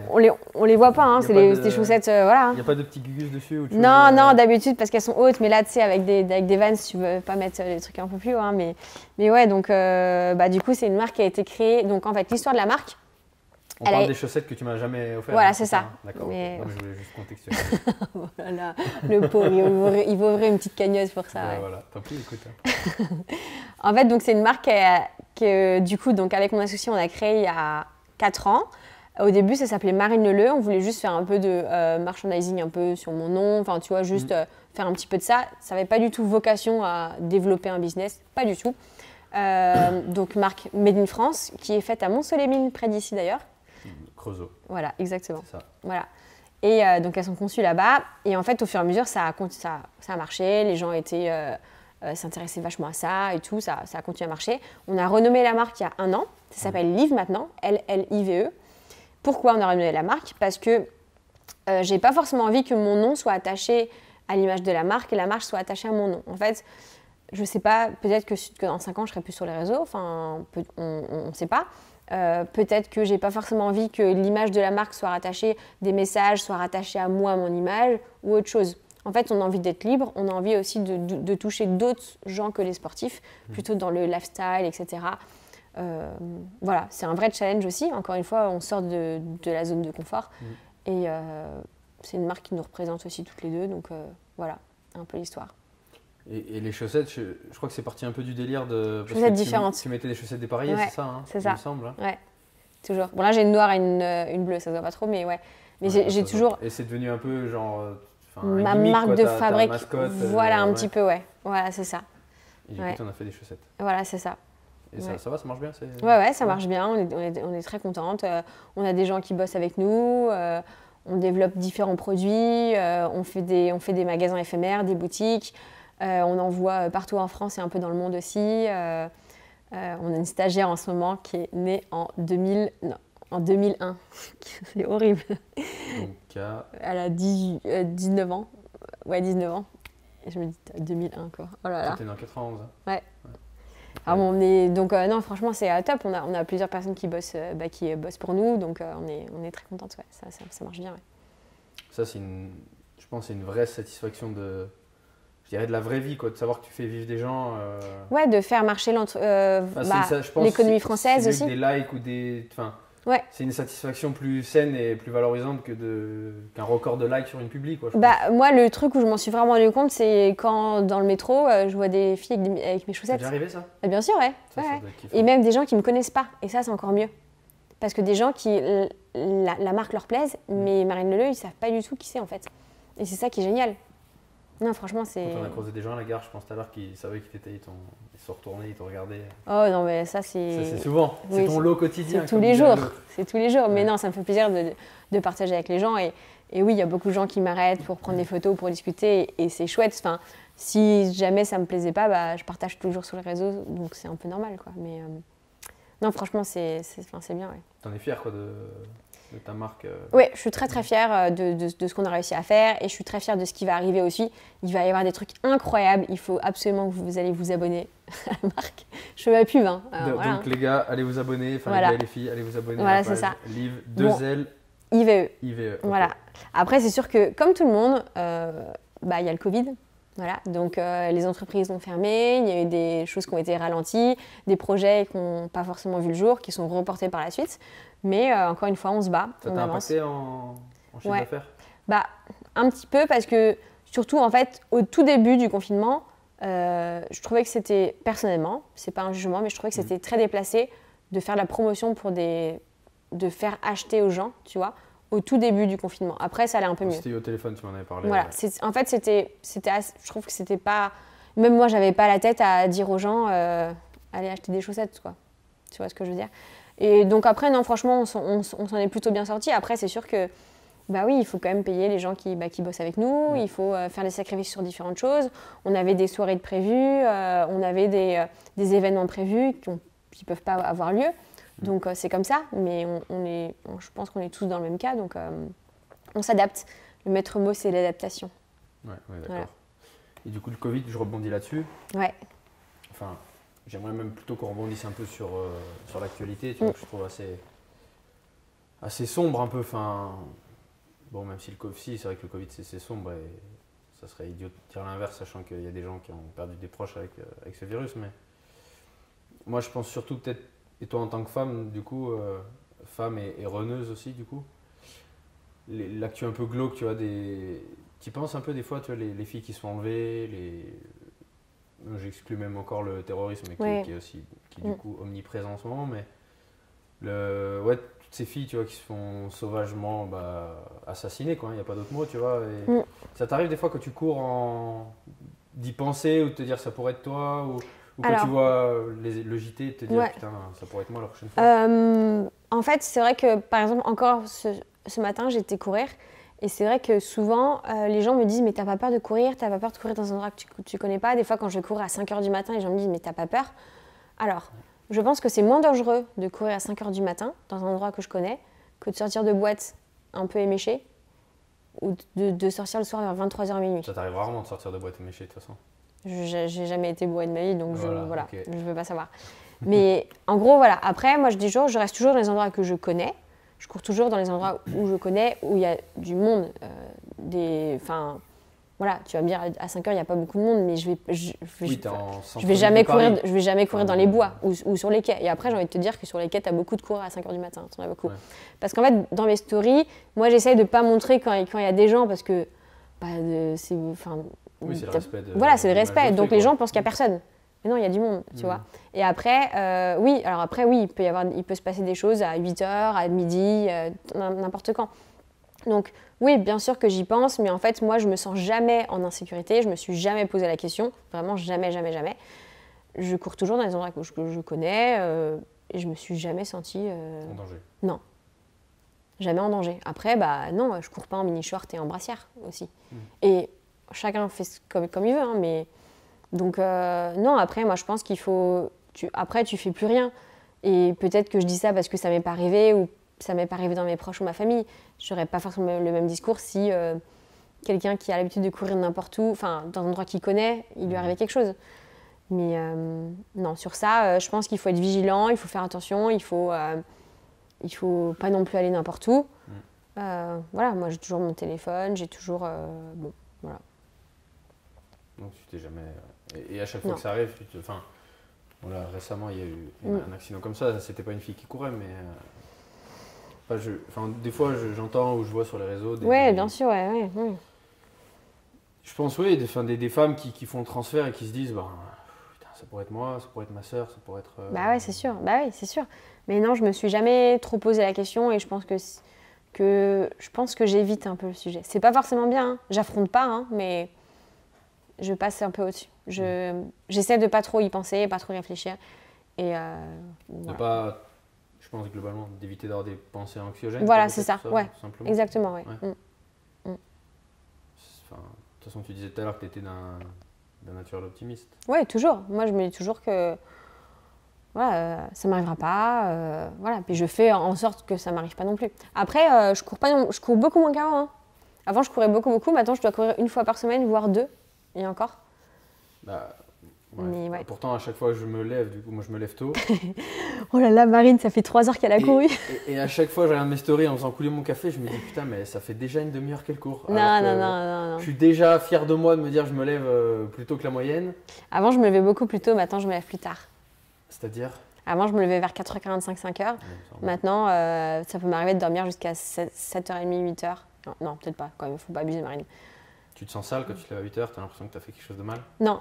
Mais j'ai l'impression que j'ai perdu du temps de ma journée. Parce que moi, je suis une fille du matin et ça ne me pose pas de problème de me coucher à 21h, 21h30. Mais moi, c'est surtout... Alors, ça dépend des gens, mais moi, je suis très, très productive le matin. Le matin, moi, je fais plein de choses, je suis hyper productive. Je peux bosser sur l'ordi, je peux m'entraîner. Je suis beaucoup mieux que l'après-midi ou en fin de journée. D'ailleurs, après, on s'entraîne et je serai pas très... C'est l'excuse que je me trouve déjà, tu vois. C'est que ça ne marchera pas. Je sais bien. C'est que j'ai aucune compassion. Je sais bien. Mais en gros, moi, je suis très productive le matin et quand je commence ma journée vers 8h, bah, je sais que ouais. En fait, j'aime pas. Et moi, ce que j'aime bien, j'ai le sentiment de, si je me lève tôt, je fais du sport ou pas, je m'entraîne, je fais des mails, j'avance, je travaille sur des choses. Et à 9h, je me dis, les gens commencent leur journée. Moi, j'ai déjà fait 10 000 choses, je suis en avance sur les gens. Surtout à Paris, je crois que les gens à Paris prennent plus tard qu'en province. C'est ça. Dit, en tout cas. Donc du coup, bah, moi, je trouve que c'est satisfaisant. Et du coup, bah, j'ai pas de scrupule à faire des siestes l'après-midi ou à aller m'entraîner l'après-midi. Ou voilà. Il y a un moment, c'est quoi toi, c'est le soir le créneau où tu te sens le plus nul, où tu as ce qu'on appelle un peu le crash, tu vois, de l'influx nerveux, ça pas dépend... de la motive, parce que la motive, c'est plus... Ça dépend des jours et ça dépend aussi de ce que j'ai fait de ma journée. Parce que si le matin, j'étais derrière l'ordinateur à pas bouger, ça te fatigue. Enfin, tu vois ce que je veux dire? Tu bouges pas. Donc oui, l'après-midi, je vais me sentir pas bien. Mais si j'ai été active toute la matinée, toute l'après-midi et tout ça, après, je vais me sentir bien, tu vois. Ça dépend vraiment. Mais oui, moi, en général, j'ai plutôt l'influx nerveux le matin. Moi, le matin, je suis plutôt bien. Le matin. Moi aussi. Donc si on fait une séance dégueulasse, on aura tous les deux une excuse. Voilà, c'est ça. Merci. Super, c'est cool. Très bien. Voilà. On va revenir maintenant un peu sur tes faits d'armes. Oui. Tes faits d'armes, ils sont nombreux maintenant, du coup. Oui. Même pas 30 ans. Moi, je te l'ai dit tout à l'heure, du coup, en off, quand je suis venu te chercher à la gare, l'enduroman, je savais que tu l'avais fait, tu vois. Mais j'avais pas réellement en tête les distances qui m'ont paru astronomiques et même le fait que tu étais la première française à le terminer, c'est ça? Ouais. En 68 heures? Ouais. 68 heures et quelques minutes, je crois. Exactement, ouais. Et j'avais déjà une énorme estime pour tes perfs et pour toi, tu vois, je te l'ai dit des milliers de fois, mais que j'ai vu les chiffres là, sur Wikipédia, là, de me dire, putain, mais elle a fait tout ça, mais en fait, je me suis dit, elle est complètement cinglée. Alors qu'en soi, les performances physiques, c'est pas que ça m'impressionne plus, mais... Oui, mais je vois ce que tu veux dire, ouais. Tu vois, quand tu es dans le milieu du sport depuis des années, tu as toujours du recul, tu vois. Et là, tout à l'heure, quand tu m'as dit, non, mais attends, je me suis trompé dans l'itinéraire en nageant, et du coup, je me suis rajouté, combien, 8 km? En fait, c'est pas que je me suis trompée, c'est les courants. Parce qu'en fait, la traversée, donc tu pars de Douvres, c'est Angleterre-France, parce que déjà France-Angleterre, c'est interdit au niveau des autorisations. Donc Angleterre-France, c'est 33 km à vol d'oiseau, mais tu fais toujours, enfin, je me suis fait prendre dans les courants. Et entre guillemets, tous ceux qui traversent la Manche, ils font jamais 33 km. Jamais, c'est impossible. En fait, au milieu, tu as la shipping lane, c'est entre la zone française et la zone anglaise, et tu as plein de courants. Et près des côtes françaises, tu as énormément de courants aussi. Et en fait, tout le monde fait exactement le même S, à peu près, plus ou moins. C'est impossible de... Enfin, tout le monde fait minimum 40 km. Ah ouais? Ouais, même, t'en as qui font jusqu'à 60. Hein. Moi, j'ai été vite parce que j'ai nagé plutôt vite. Du coup, je me suis fait pas trop prendre dans les courants, donc t'imagines? J'ai vu aussi, du coup, tu as fait la natation synchronisée quand tu étais gamine, c'est ça? Ouais. Hein? Du coup, tu as une affection pour l'eau, je pense, qui fait que ça te fait pas peur. Bah, en fait, c'est ce que je disais depuis le début. Moi, je suis une fille de l'eau. J'ai grandi en Martinique, je m'appelle Marine. Par contre, j'aime pas le poisson. Tout ce qui sort de la mer, je ne le mange pas. Petite anecdote. D'accord. C'est con, on allait dans un resto de poisson ce soir. Non, c'est faux. Et donc, du coup, moi, j'ai toujours aimé l'eau, j'ai toujours été baignée dans ça, j'ai toujours été à fond dans l'eau. C'est un élément où je me sens bien, un élément où, en plus, je trouve qu'on est porté, il n'y a pas d'impact, on ne sent pas trop son poids.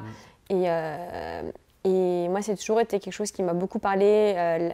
La mer, surtout, qui est un élément qui est hyper fort, qui a beaucoup d'énergie. Je trouve qu'il y a beaucoup d'énergie. Enfin, moi, je préfère une mer déchaînée. Je trouve ça beaucoup plus joli qu'une mer aux Caraïbes, quoi. Même si je ne dirais pas non pour aller aux Caraïbes, mais voilà. Et en fait, donc, j'ai toujours été dans ce milieu-là et j'ai toujours affectionné ça et j'ai pas eu peur. Beaucoup de gens ils me disent, mais quand tu as traversé, tu n'as pas eu peur de ce qu'il y avait en dessous? Genre, c'est les gens qui ont peur de, voilà, qui ont peur de l'eau. En général. Les méduses, parce que c'est vrai qu'il y a les méduses, je suis passée dans des bancs de méduses tout le temps, je me faisais piquer tout le temps, le visage, les mains et tout. Ah, tu t'es fait piquer aussi? Ouais, il y a des phoques qui venaient jouer avec moi sur le côté et tout. Incroyable, quoi, tu vois. Et ouais, je me suis beaucoup fait piquer. J'ai vu une vidéo de l'anglais là ce week-end, là, toujours en préparant Ross. Ouais, Ross, ouais. Et lui, il a fait le tour de la Grande-Bretagne à la nage. Et il raconte. Et en plus, il y a des méduses qui s'appellent les lions quelque chose dans un coin là en Écosse. J'ai regardé, elles font jusqu'à 1,50 m de long, donc assez incroyable. Ouais. Je crois qu'il y en a une qui est restée collée sur sa gueule pendant qu'il nageait. En fait, c'est des méduses qui piquent, c'est un peu comme des orties. Ça fait mal, ça pique, mais ça part au bout d'un moment. Ça gratte, tu vois ce que je veux dire. Et c'est vrai que c'est assez impressionnant, tu arrives dans des bancs de méduses, quoi, et tu peux pas les éviter. Et en fait, plus tu traverses tôt dans la saison, moins tu en as, parce que l'eau est froide. Moi, elle était à 13 degrés quand j'ai traversé la Manche. Donc même avec une combi néoprène, c'est froid, je pense. Bah ouais, et t'as pas le droit aux chaussons, t'as pas le droit à la cagoule. Pour que le truc soit validé par le Guinness Book. Voilà, c'est ça. Ouais. Et donc du coup, bah moi j'étais gelée en fait, mais l'eau était froide, donc il y avait moins de méduses. Si tu traverses en août, septembre, l'eau est plus chaude, 15-16, donc t'as beaucoup plus de méduses. Donc déjà j'ai eu de la chance, même si voilà. Donc en fait, pour en revenir à l'eau, oui, moi ça a toujours été mon élément, j'ai toujours aimé évoluer dans l'eau, et je ferai encore plein de choses comme ça. T'as Gibraltar, t'as la traversée du lac Léman, il y a plein de choses à faire. Et donc, du coup, sur l'enduroman, en gros, il y avait la natation, c'était pour toi peut-être la pièce maîtresse. Non, c'était le plus dur. Ah non, c'était ouais, plus oui, dur. Voilà, c'est ça. Oui, en fait, c'est ça. C'est que pour moi, la course à pied, je pense que, attention à prendre avec des très grosses guillemets, quand tu cours un marathon, quand tu cours quand même pas mal, 145 km, ça se fait. Alors attention, il faut bien les préparer. Mais je veux dire, c'est de la course à pied et j'ai marché, couru. Je me suis beaucoup entraînée. Mon plus gros entraînement que j'ai fait, c'est un 110 bornes en course à pied. En me disant, tiens, ce matin, je vais courir 110 bornes pour m'entraîner. Non, j'avais des gens qui me suivaient à vélo. Et j'ai fait les 50 derniers kilomètres à Lyon. Donc, c'était à Lyon, au parc de la Tête d'Or. Ouais. Et donc, du coup, je tournais. Et j'avais des gens qui couraient comme moi. Et donc, oui, il faut s'entraîner en course à pied. Le vélo, bon, c'est porté, tu roules. Voilà. Ouais. Et le plus dur, c'était la natation parce que tu gères pas les courants, tu gères pas l'eau froide, tu nages dans la nuit, tu sais pas ce qui va se passer, c'est pas les mêmes ravitaux. Et la natation, c'est le seul sport, je crois, au monde où tu es comme ça. Tu as la tête qui est au même point que le corps. Quoi. Voilà, quand tu fais du vélo, quand tu fais du tennis, du golf, du foot, n'importe quoi, tu es toujours comme ça. Même du canoë-kayak, tu es assis, mais tu es toujours comme ça. Donc il faut que ton corps, il intègre le fait que tu sois à l'horizontale. Sur l'afflux sanguin, tu veux dire? Ouais, mais même sur plein de choses. Moi, quand je suis arrivée sur le sol français, après, j'ai eu le mal de terre. Pendant 2 heures, je tanguais. J'avais envie de vomir, tellement j'étais trop stable. En fait, le corps s'adapte, c'est incroyable, quoi. Et pour moi, la préparation de cette course a été beaucoup plus intéressante que la course en elle-même.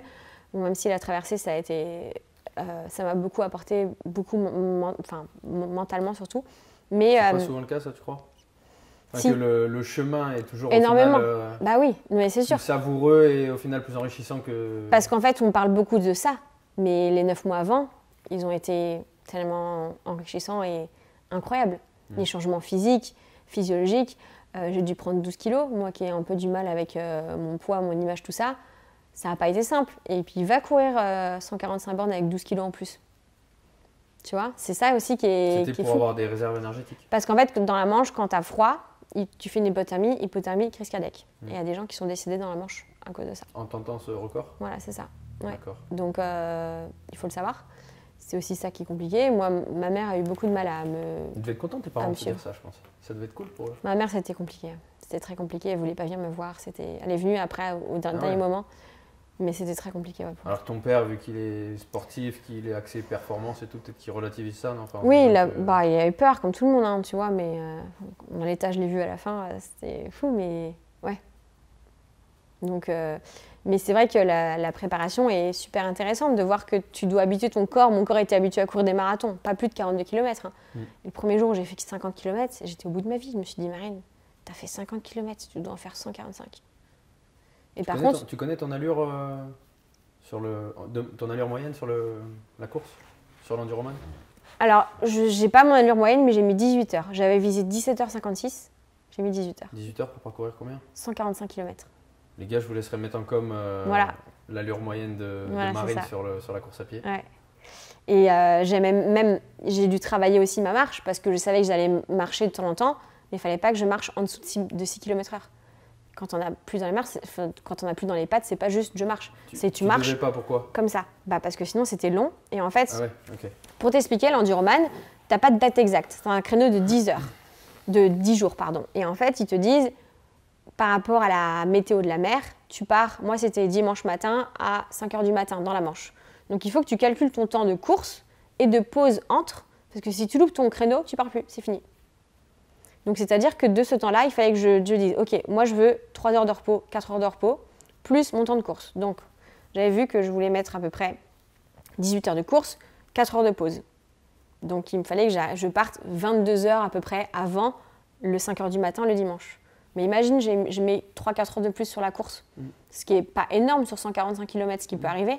Et ben mon créneau de natation, il part et c'est fini. C'est pour ça que et du coup, next, il faut recommencer. Déjà, il faut repayer. Ouais. Et après, c'est combien ça? Alors, en fait, en tout, ça m'a coûté 17 000 euros. Impeccable. J'ai eu à peu près 5 000 euros de sponsors, mais j'ai quand même beaucoup de sous. Que 5 000 euros Parce qu'en fait, pourquoi? Parce que tu peux pas aller voir, par exemple, Arena, qui m'a aidé sur la course, en leur disant, vous pouvez me sponsoriser? Imagine, je prends pas le départ dans la Manche. Ouais, mais tu vois ce que je veux dire? Être sponsorisé avec une clause suspensive de dire. C'est ce qu'on a fait. Mais même après, c'était compliqué d'aller voir des trucs et tout. Et même moi, personnellement, je voulais que ça vienne de moi. Je voulais que ce soit moi. Tu vois, c'était hyper important aussi. Après, c'est aussi. Ça t'a coûté physiquement, financièrement. Voilà. Après, c'est énormément aussi Chloé qui travaille avec moi, qui a tout organisé. Elle a tout organisé.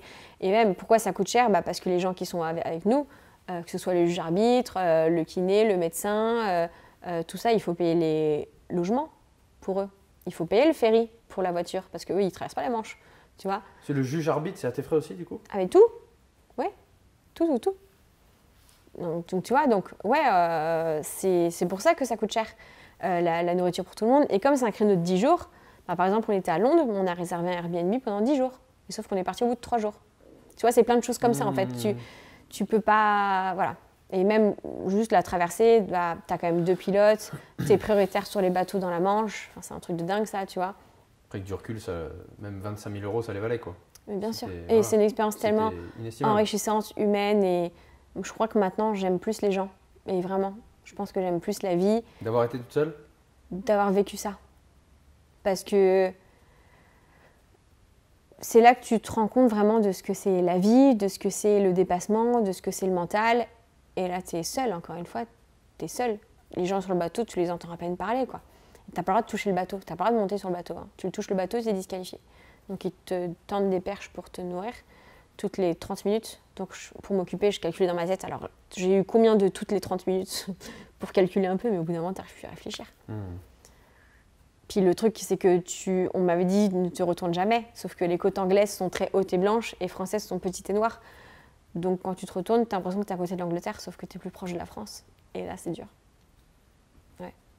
Tu pensais à... Tu pensais ou... Alors, en fait, c'est très bizarre. Tu raccrochais à des choses, des images C'est très bizarre parce qu'il y a des moments, je pensais à tous mes entraînements. Et des moments, je pensais à mince, j'ai oublié de mettre une machine à laver en partant de Paris. Tu vois, des trucs, mais complètement...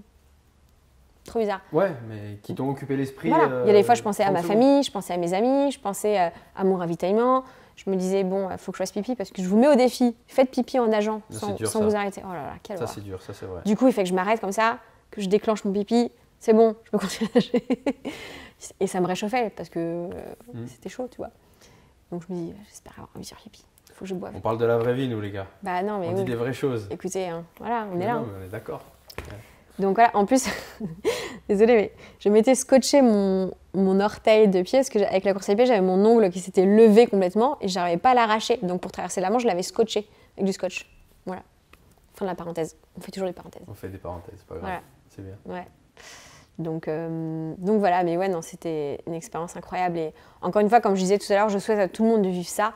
Pas ça vraiment, mais de vivre cette émotion, de vivre cette fierté, parce que bah ouais, putain, je suis fière de ça, tu vois. Enfin, c'est cool. T'es plus fière de quoi, du coup? T'es plus fière de que justement, comme j'ai fait ce matin, on va dire comme un quidam qui limite te connaîtrait pas et qui se renseigne sur cette course, de dire bah tu figures au panthéon de cet événement sportif, ou est-ce que t'es plus fière de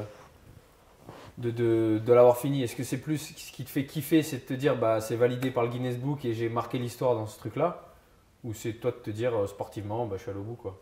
Je suis fière de la personne que je suis devenue. Non, vraiment, je suis fière de la personne que je suis devenue en ayant fait ça.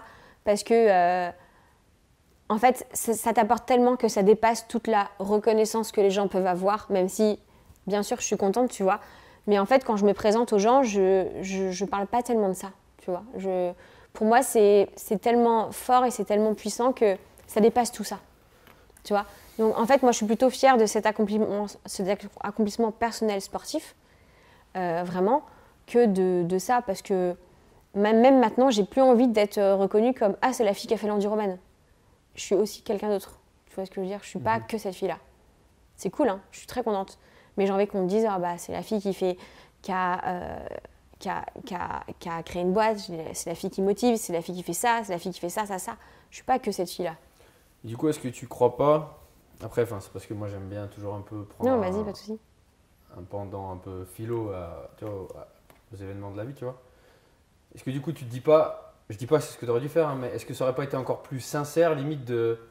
Mais en vrai, je pense que même personne ne le ferait, mais de dire bah, je fais cet enduroman, mais sans le dire en fait. C'est-à-dire que bah, je prends ma famille, des gens dont j'ai besoin pour la logistique, et je nage la même distance, je cours la même distance, je fais la même truc de vélo, tu vois. En gros, de faire l'enduroman, mais dans l'anonymat. Est-ce que c'est pas encore plus authentique de le faire de cette manière-là que de le médiatiser, de convoquer le Guinness Book? Encore une fois, hein, j'aurais fait la même chose que toi, hein, à 2000%, tu vois. Mais est-ce que si on va au bout des choses, de se dire bah, je le fais pour moi, et bah vas-y, très bien. Enfin, c'est parce que souvent les gens ils se glorifient sur les réseaux, ils parlent des performances. Et des fois, ce que j'aime dire aux gens, c'est moi j'aime à penser en tout cas que dans le monde, il y a quelqu'un peut-être qui a un squat à 350 kg en série de 10 et qui n'a même pas Instagram, tu vois. Et ça, j'aime à le penser pour un peu tous les domaines, tu vois. Enfin, en tout cas, j'aime me dire qu'il y a des gens qui n'ont aucune soif de reconnaissance, tu vois, et qui font les trucs juste parce que bah, ils aiment s'entraîner, ils ont le talent. Et toi, bon, tu es quand même plus jeune que moi, mais pas si jeune au point de ne pas avoir connu la vie sans réseau, tu vois. Enfin, au point de... Tu l'as connu, c'est ce que je voulais dire. Et au final, je trouve que... Est-ce qu'on ne perd pas un peu d'authenticité dans tout ce qu'on fait avec les réseaux? En tout cas, moi qui suis un fervent défenseur de s'entraîner à la dure, tu vois, de se casser la bouche comme tu m'as dit qu'on va faire après, tu vois. J'ai l'impression qu'aujourd'hui, c'est un peu... les gens s'entraînent pour dire qu'ils s'entraînent, en fait, tu vois. Et moi, je suis presque... Enfin, je suis pas presque, je suis nostalgique de l'époque où je m'entraînais dans le garage chez mes parents. Où il y a c'est pas que j'avais pas Insta, c'est que ça existait bien pas, sûr, tu vois. Et je m'entraînais avant d'aller à la fac, je faisais du sac de frappe, j'avais ni lumière ni musique dans le garage, tu vois. Et j'étais content, tu vois, et je me démontais la gueule comme c'est pas permis, tu vois. Et je me dis, bah maintenant, tout ce qu'on fait, on va le faire en le mettant sur Insta, tu vois. Moi, le premier, hein, encore une fois. Hein, bien sûr, demain, je fais un squat à 220, ce qui n'arrivera plus jamais. et ben, je vais le mettre sur Insta. Mais au final, à quoi bon, tu vois? Et du coup, bah, à quoi bon faire ce genre de choses, tu vois? Alors, est-ce que des fois, après je te laisse parler, est-ce que des fois tu as au moins cette idée qui traverse la tête de est-ce que ça vaut vraiment le coup de le faire et de le dire, ou est-ce que c'est jamais dans ton esprit et que tu te dis ben, ça fait partie de ma vie et de l'ère du temps, donc je fais et je dis ce que je fais, tu vois? Alors pour l'enduroman, je pense que pour moi c'était hyper important de le partager parce que c'est, comme tu dis, c'est un vecteur de motivation et c'est fort et c'est quelque chose de hyper important, et ce serait te cacher, ce serait te mentir si je te disais que je m'en fous, que je me suis pas dit putain, tout le monde m'attend, quoi, tu vois, tout le monde, voilà. Et le nombre de personnes qui m'ont dit qu'ils n'ont pas dormi de la nuit parce qu'ils voulaient attendre que j'arrive, de machin et tout, c'était incroyable, quoi. Après, moi, tu peux pas savoir le nombre d'entraînements que je fais que je partage pas sur les réseaux. Et, vraiment, et de plus en plus maintenant, hein. Le nombre de fois où je vais courir, où je m'entraîne, où je partage plus, parce que je partage plus tout, tu vois. Donc ouais, moi je suis d'accord que c'est ce qu'on disait tout à l'heure, c'est que malheureusement, sur les réseaux, on partage que ces bonnes séances. Quand je vais courir 5-6 km, ça peut m'arriver maintenant de le partager, mais je ne vais pas tout partager. Des fois, je vais m'entraîner à la boxe de CrossFit, je ne vais pas le dire. Des fois, je vais aller faire du vélo, je ne vais pas le dire. Et c'est pas que je veux le cacher, c'est juste que j'ai pas envie de partager. C'est quoi? C'est que tu trouves que c'est inintéressant? C'est de la flemme? Non, c'est que c'est un peu en fait, moi, dire je garde un peu ça pour moi, même si au final c'est qu'en fait, rien de... Ouais, non, bien sûr, mais c'est qu'en fait, moi, je me suis toujours dit que je me forçais jamais à partager sur les réseaux. J'ai envie de partager, je le fais. J'ai pas envie, je le fais pas. Et maintenant, c'est comme ça, quoi, tu vois. Moi, il y a plein de gens, j'ai plein de potes que je vois qui ne sont jamais apparus sur les réseaux, alors qu'en fait, les gens pensent que des fois, je passe mon temps à m'entraîner, mais des fois, je suis derrière mon ordi toute l'après-midi, où je vais pas faire une story en disant « j'ai travaillé 4 heures », tu vois. Enfin, non. Et c'est comme, je peux très bien, ça m'arrive de courir des semi-marathons et de pas le partager, tu vois. Ça m'est même passé par la tête de m'inscrire à un marathon, de faire un marathon sans le dire. Tu vois, c'était mon anniversaire il y a quelques jours, jamais sur les réseaux je l'ai dit. Putain, je m'en veux de pas te l'avoir souhaité. Mais non, mais je veux dire. Je te l'ai dit. Bah ouais, mais je veux dire, c'est qu'au bout d'un moment. J'ai bossé ton profil, entre guillemets, le jour de son anniversaire, j'ai pris des notes en notant le jour de son anniversaire. Je sais pas si vous vous rendez compte à quel point je suis un débile. Voilà. Ouais, mais tu vois, moi, je partage pas tout le temps, quoi, tu vois. Et c'est pas que je veux pas le faire, c'est juste que j'ai pas envie. Des fois, même, j'oublie, ça m'arrive même d'oublier, de me dire, ah tiens, j'ai pas... T'as mangé un gâteau d'ailleurs? J'ai pas fait j'ai pas mangé un gâteau, j'ai mangé... Si, j'ai mangé des crumbles. Des crumbles? Ouais, plein, bah, c'était pendant plusieurs jours. Plein donc, de crumbles. Des plats de crumbles, des machins, des trucs, non, plein de trucs. D'accord. Mais non, il y a plein de choses que je partage pas forcément, mais c'est pas... Enfin, c'est comme ça. Mais oui, je suis d'accord avec toi que oui, je fais une perche, je fais un truc, je le partage. Ce serait de mentir de dire que je m'en fous. C'est pas vrai. Je suis d'accord avec toi. Mais maintenant, je suis vachement détachée de ça, quoi. Il y a eu un avant et un après Enduroman en sponsor, en médias qui se sont intéressés à toi, en popularité sur les réseaux, en nombre d'abonnés. Alors en fait, comment ça s'est passé, c'est que donc, je suis partie pour l'Enduroman le 24 juin. Donc j'ai traversé la Manche le 25, je suis arrivée le 26. Et 10 jours après, je me suis fait percuter par un camion. Donc entre ces 10 jours, j'ai gagné 50 000 abonnés, j'ai fait de la télé, j'ai fait de la radio, j'ai fait des journaux. C'était incroyable. Je bats un record du monde, je finis cette course, je suis là. Je suis vraiment là. Peut-être même là, non? En vrai, je suis arrivée mon Enduroman, je suis rentrée chez moi, j'ai fait une lessive, j'ai été acheter du pain, mais genre normal, tu vois. Enfin, tu vois, j'ai vu mes potes. Encore une fois, en off, j'ai rien partagé, j'étais pas à fond, tu vois. Ouais. Bref. Donc j'étais là, tout allait trop bien. Et là, je me fais percuter par un camion. Et là, c'est compliqué. Je suis blessée à la jambe, à l'épaule, et je me retrouve dans un lit d'hôpital à faire pipi dans une bassine et qu'on vienne m'essuyer les fesses. Et là, c'est compliqué. Et là, j'ai pas voulu. Encore une fois, j'ai pas menti aux gens. J'ai pas dit ce qui se passait. Pendant 1 mois, j'étais hospitalisée, j'ai eu des opérations, j'ai eu plein de choses. C'était compliqué. Je pouvais pas me lever. Je m'accrochais à la perf pour aller faire pipi aux toilettes parce que j'avais pas le droit, mais je voulais me prouver que j'étais capable. Enfin, tu vois, des trucs, mais voilà. Et là, c'est dur parce que bah, tu te retrouves seule. Tu te retrouves vraiment seule et là, tu te rends compte qu'en fait, les réseaux, bah, c'est pas la vie, en fait. Tu vois. Et là, je me suis dit, mais meuf, qu'est-ce que tu fais, en fait?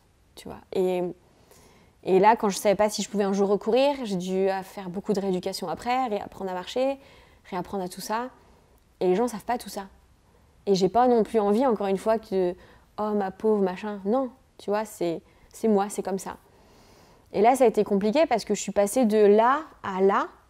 Déjà, de mon estime personnellement, c'était très compliqué de me dire je me suis entraînée comme une dingue pendant 9 mois, j'ai fait un truc de ouf, et là, je peux pas, on parlait d'un nombre de pas, j'avais 0 pas. Pendant 1 mois, j'étais dans mon lit. Après, j'ai dû avoir des béquilles, même pas de béquilles, je pouvais pas avoir de béquilles, je me suis fait opérer l'épaule, donc je devais être en fauteuil roulant. J'ai refusé, je voulais pas, c'était pas possible. Carrément. Non, je préférais être dans mon lit, je voulais pas être un boulet pour les gens. Je préférais être toute seule chez moi, tu vois, avec l'infirmière qui venait me faire mes soins et tout ça. C'était très dur.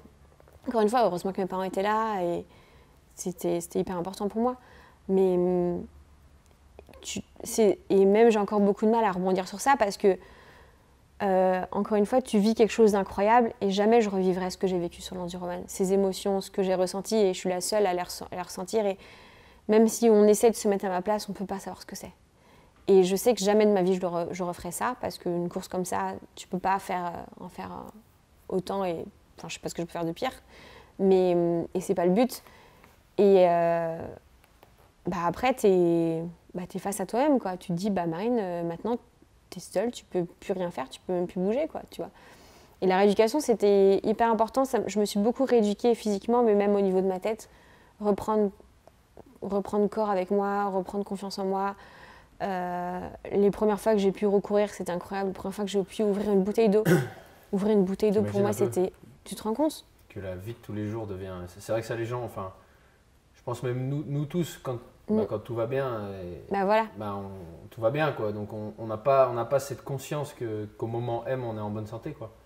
Et malheureusement, on est tous pareils. Il faut en passer par là, par soit des proches malades, soit d'être dans un lit d'hôpital. C'est ça. Et encore une fois, je m'en sors très bien. Tu vois, maintenant, ça va très bien. Mais je pense que l'Enduroman m'a changé. Mais c'est pas que l'Enduroman, c'est l'Enduroman et l'accident. Tu vois ce que je veux dire? Oui, parce que je me suis vraiment reconstruite et j'ai vraiment appréhendé la vie différemment, j'ai vraiment vu la vie différemment avec ce record du monde que j'ai fait et avec ce côté où j'ai dû me reconstruire moi-même, me recentrer Et je pense qu'au final, avec le recul, comme quoi les choses n'arrivent pas par hasard, et que des fois, il vous arrive des choses et vous n'avez pas le moral, vous dites mais pourquoi ça m'arrive? Et en fait, au final, vous dites ah oui, en fait, je sais pourquoi ça m'est arrivé. Et moi, je pense que cet accident, au final, il m'a permis de peut-être devenir plus celle que je suis maintenant. Et je suis fière de celle que je suis maintenant. Et j'aurais pas eu ça, je pense que cet accident, au final, il m'a rendue plus forte, beaucoup, beaucoup plus forte, dans la tête et dans les épreuves de la vie.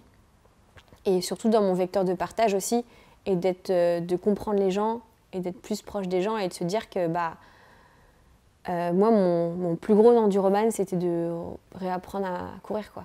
C'était ça, peut-être. Ça marchait même, tu dis. Ouais. Ce qui est le plus élémentaire pour un être humain, quoi. Ouais, c'est ça.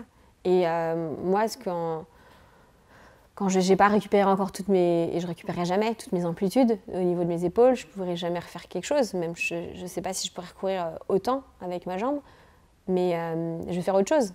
Et je vais me battre toujours. C'est la vie, en fait. Il faut tout le temps te battre contre des objectifs. Et pour toi, pas contre toi. Voilà.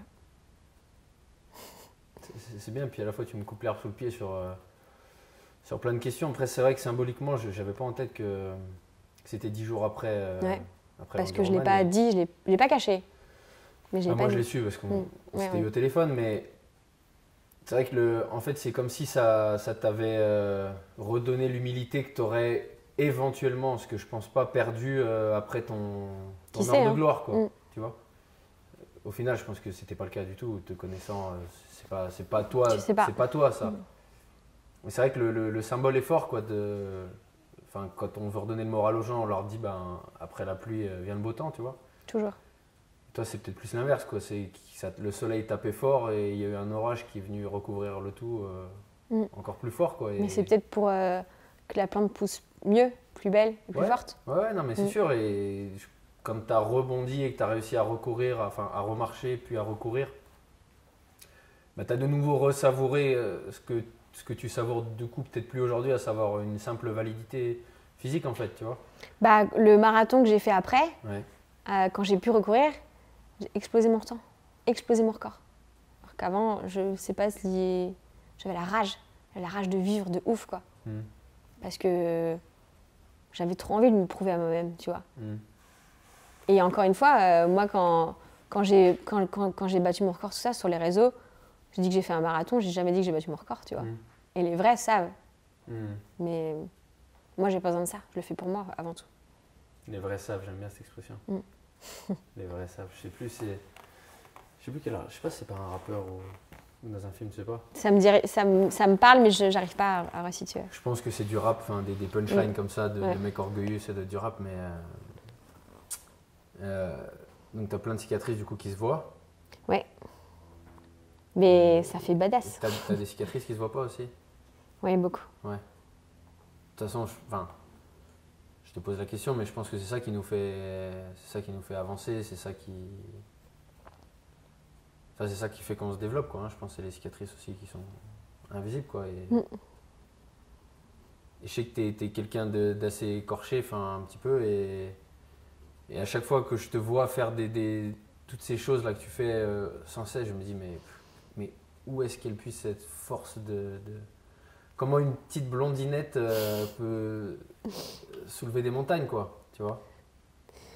Je pense que c'est au fond de moi. Ouais. C'est dans mon cœur, dans ma rage, c'est ça en fait. Et tu penses qu'il n'y a que les gens comme toi, peut-être un peu écorchés, qui accomplissent des choses, des grandes, des belles choses, Je sais pas, je pense que tout le monde a une histoire, je pense que tout le monde a une façon de vivre, tout le monde a une façon de s'exprimer. Moi, je m'exprime avec le sport. Ouais. Et je pense que chaque personne a quelque chose à raconter et l'exprime différemment, mais ça dépend des caractères des gens. Tu as des gens, ils vont exceller dans la musique, dans la littérature, dans la création de quelque chose. Je dis pas que j'excelle dans le sport, très loin de là, mais je m'épanouis et je fais des choses qui sont... Je pense que tu excelles au moins dans essayer et tenter. Oui. Je pense que ça t'excelle vraiment. Moi, je suis plutôt du parti à dire que j'ai envie de rien regretter dans la vie. Et j'ai toujours envie d'essayer. Et jusque-là, tu regrettes rien? Non. Rien. Rien du tout. Au pire, j'apprends. Et peut-être que je regrette, mais plus tard, je me dis en fait non, je regrette pas, c'est cool. Tu vois, quand j'ai décidé de partir sur Bordeaux, peut-être que je vais rester que 6 mois, 1 an, je sais pas. Mais si j'essaye pas, je sais pas si ça marche. Du coup, je t'ai dit quand je t'ai invité pour être là aujourd'hui, je t'ai dit que j'aimerais bien que tu viennes avec un objet. Ouais. Un objet qui t'est cher, enfin quelque chose qui a du sens. Bon, du coup, la contrainte, c'est un objet transportable parce que tu es venu en train, mais du coup, ben voilà, le moment est venu de me montrer et surtout de nous parler de cet objet. Alors, je lui ai fait croire n'importe quoi et il s'attend ce qu'il y a un truc Donc, incroyable en fait, dedans. Tellement elle me mène en bateau, je lui ai dit que c'était un dragon, je pense. À tel point, ça pouvait. Ah, bouge pas. Bon. Vous allez voir. Donc, en gros, dedans, c'est des. Ok. Je sais pas si on peut voir. Je sais pas si vous pouvez voir ici là. Donc c'est des galets, c'est plusieurs galets. Voilà. Et en fait, c'est les galets qui étaient sur la plage à mon arrivée de la traversée de la Manche. Et donc pour moi, c'est très symbolique. C'est quand je suis arrivée, c'est le premier truc que j'ai touché. Et pour moi, c'est pas du sable, c'est des petites pierres. Et pour moi, la pierre, ça représente aussi la force. Ça représente aussi beaucoup d'années de vie parce que ces pierres ont été transportées au fur et à mesure avec l'eau, etc. Et elles prennent une forme qui est leur forme. Et moi, c'est très parlant pour moi. J'ai l'impression qu'il y a beaucoup de force dans ça, beaucoup d'énergie. Alors que je suis pas du tout la fille qui va trouver que les pierres ont des énergies, des choses comme ça. Mais ça a une certaine valeur pour moi et c'est surtout l'histoire. C'est pas moi qui ai ramassé ces pierres-là parce que j'avais autre chose à faire quand je suis arrivée à ramasser des pierres. Mais en fait, en gros, c'est une très bonne amie qui est venue me voir de Paris en me faisant une surprise. Il y avait beaucoup de gens sur la plage d'arrivée. Je n'avais pas prévu ça non plus. Je n'arrive pas à me souvenir. J'ai plus trop de bons souvenirs, enfin de souvenirs clairs. Qui les a ramassés et qui, quelques jours plus tard, me les a apportés. Voilà. C'est très important pour moi parce que ça représente beaucoup. Ça représente toute cette course et ça représente aussi la vie, tout simplement. C'est un peu ton porte-bonheur, enfin ton. Non, oui et non, parce que. Non, parce que je pense que le bonheur, t'as pas. Pour moi, le bonheur, c'est que des porte-bonheur, le bonheur, tu le crées. Donc elle a failli dire le bonheur n'existe pas. Hein. Non, c'est pas vrai. Je sais pas si vous êtes au courant, les gars. Donc ça va être le point d'après parce que il y a matière à débattre. En fait, en gros, moi, je pense que t'as pas de choses qui te portent bonheur. Je pense que le bonheur, tu le crées et quelqu'un peut avoir la même vie qu'une autre personne, même si c'est rare, et être heureux, et l'autre non. Ça dépend en quoi t'aspires, en fait. Tu vois, moi, quelqu'un qui a ma vie, qui n'aime pas le sport, il serait malheureux, en fait. Enfin, chacun a son bonheur par rapport à son caractère, par rapport à ses envies. Et les choses qui portent bonheur, moi, je pense que tu peux avoir des choses qui sont sentimentales et que tu aimes bien avoir sur toi, un bracelet que tu aimes bien. Moi, j'ai une culotte magique. Quand je cours, j'ai toujours la même culotte. Et elle est là? Non, ah non, okay. non, quand je cours des courses officielles. Parce que t'as l'aspect technique, t'as pas de frottement, le machin, tu sais, quand tu cours longtemps, c'est con, hein, mais voilà. Ouais. Et donc du coup, c'est des choses, par la force des choses, c'est une culotte qui porte bonheur, parce que quand je la mets, je fais des courses, et en général, c'est cool, je suis contente, bref, voilà. Mais je pense que je suis pas forcément pour les objets porte-bonheur. Voilà, le terme est péjoratif, mais est-ce que tu es matérialiste généralement d'un point de vue attachement aux choses? Est-ce que est-ce que ton appart pourrait cramer et que tout crame et sans que ça t'affecte spécialement ou... Non, moi c'est plutôt des photos qui en plus, maintenant il y a beaucoup de choses sur les réseaux et d'ailleurs c'est marrant, j'ai un appareil photo clip, d'ailleurs il faut qu'on fasse une photo ensemble avec. Okay. J'adore maintenant avoir des photos visuelles, tu vois, des trucs comme ça. Et donc non, mon appartement crame, oui, c'est chiant pour des vêtements, pour des trucs, mais moi, en vrai, non, je suis pas matérialiste. Quand j'ai déménagé, j'avais 4 cartons, à peine. Et moi, je pense que ça va paraître très cliché, mais je collectionne pas les objets, c'est plutôt les moments et les choses que je vis, en fait, les expériences. Donc, non, je suis pas matérialiste. C'est cliché de le formuler, parce que c'est une belle phrase, mais à la fois, c'est non. Oui, non, mais voilà. Je pense que c'est comme ça qu'il faut concevoir la vie. Après, oui, bien sûr, des choses qui ont de la valeur, c'est normal. Niveau sous, c'est sûr, ça fait chier quand tu achètes un truc, voilà.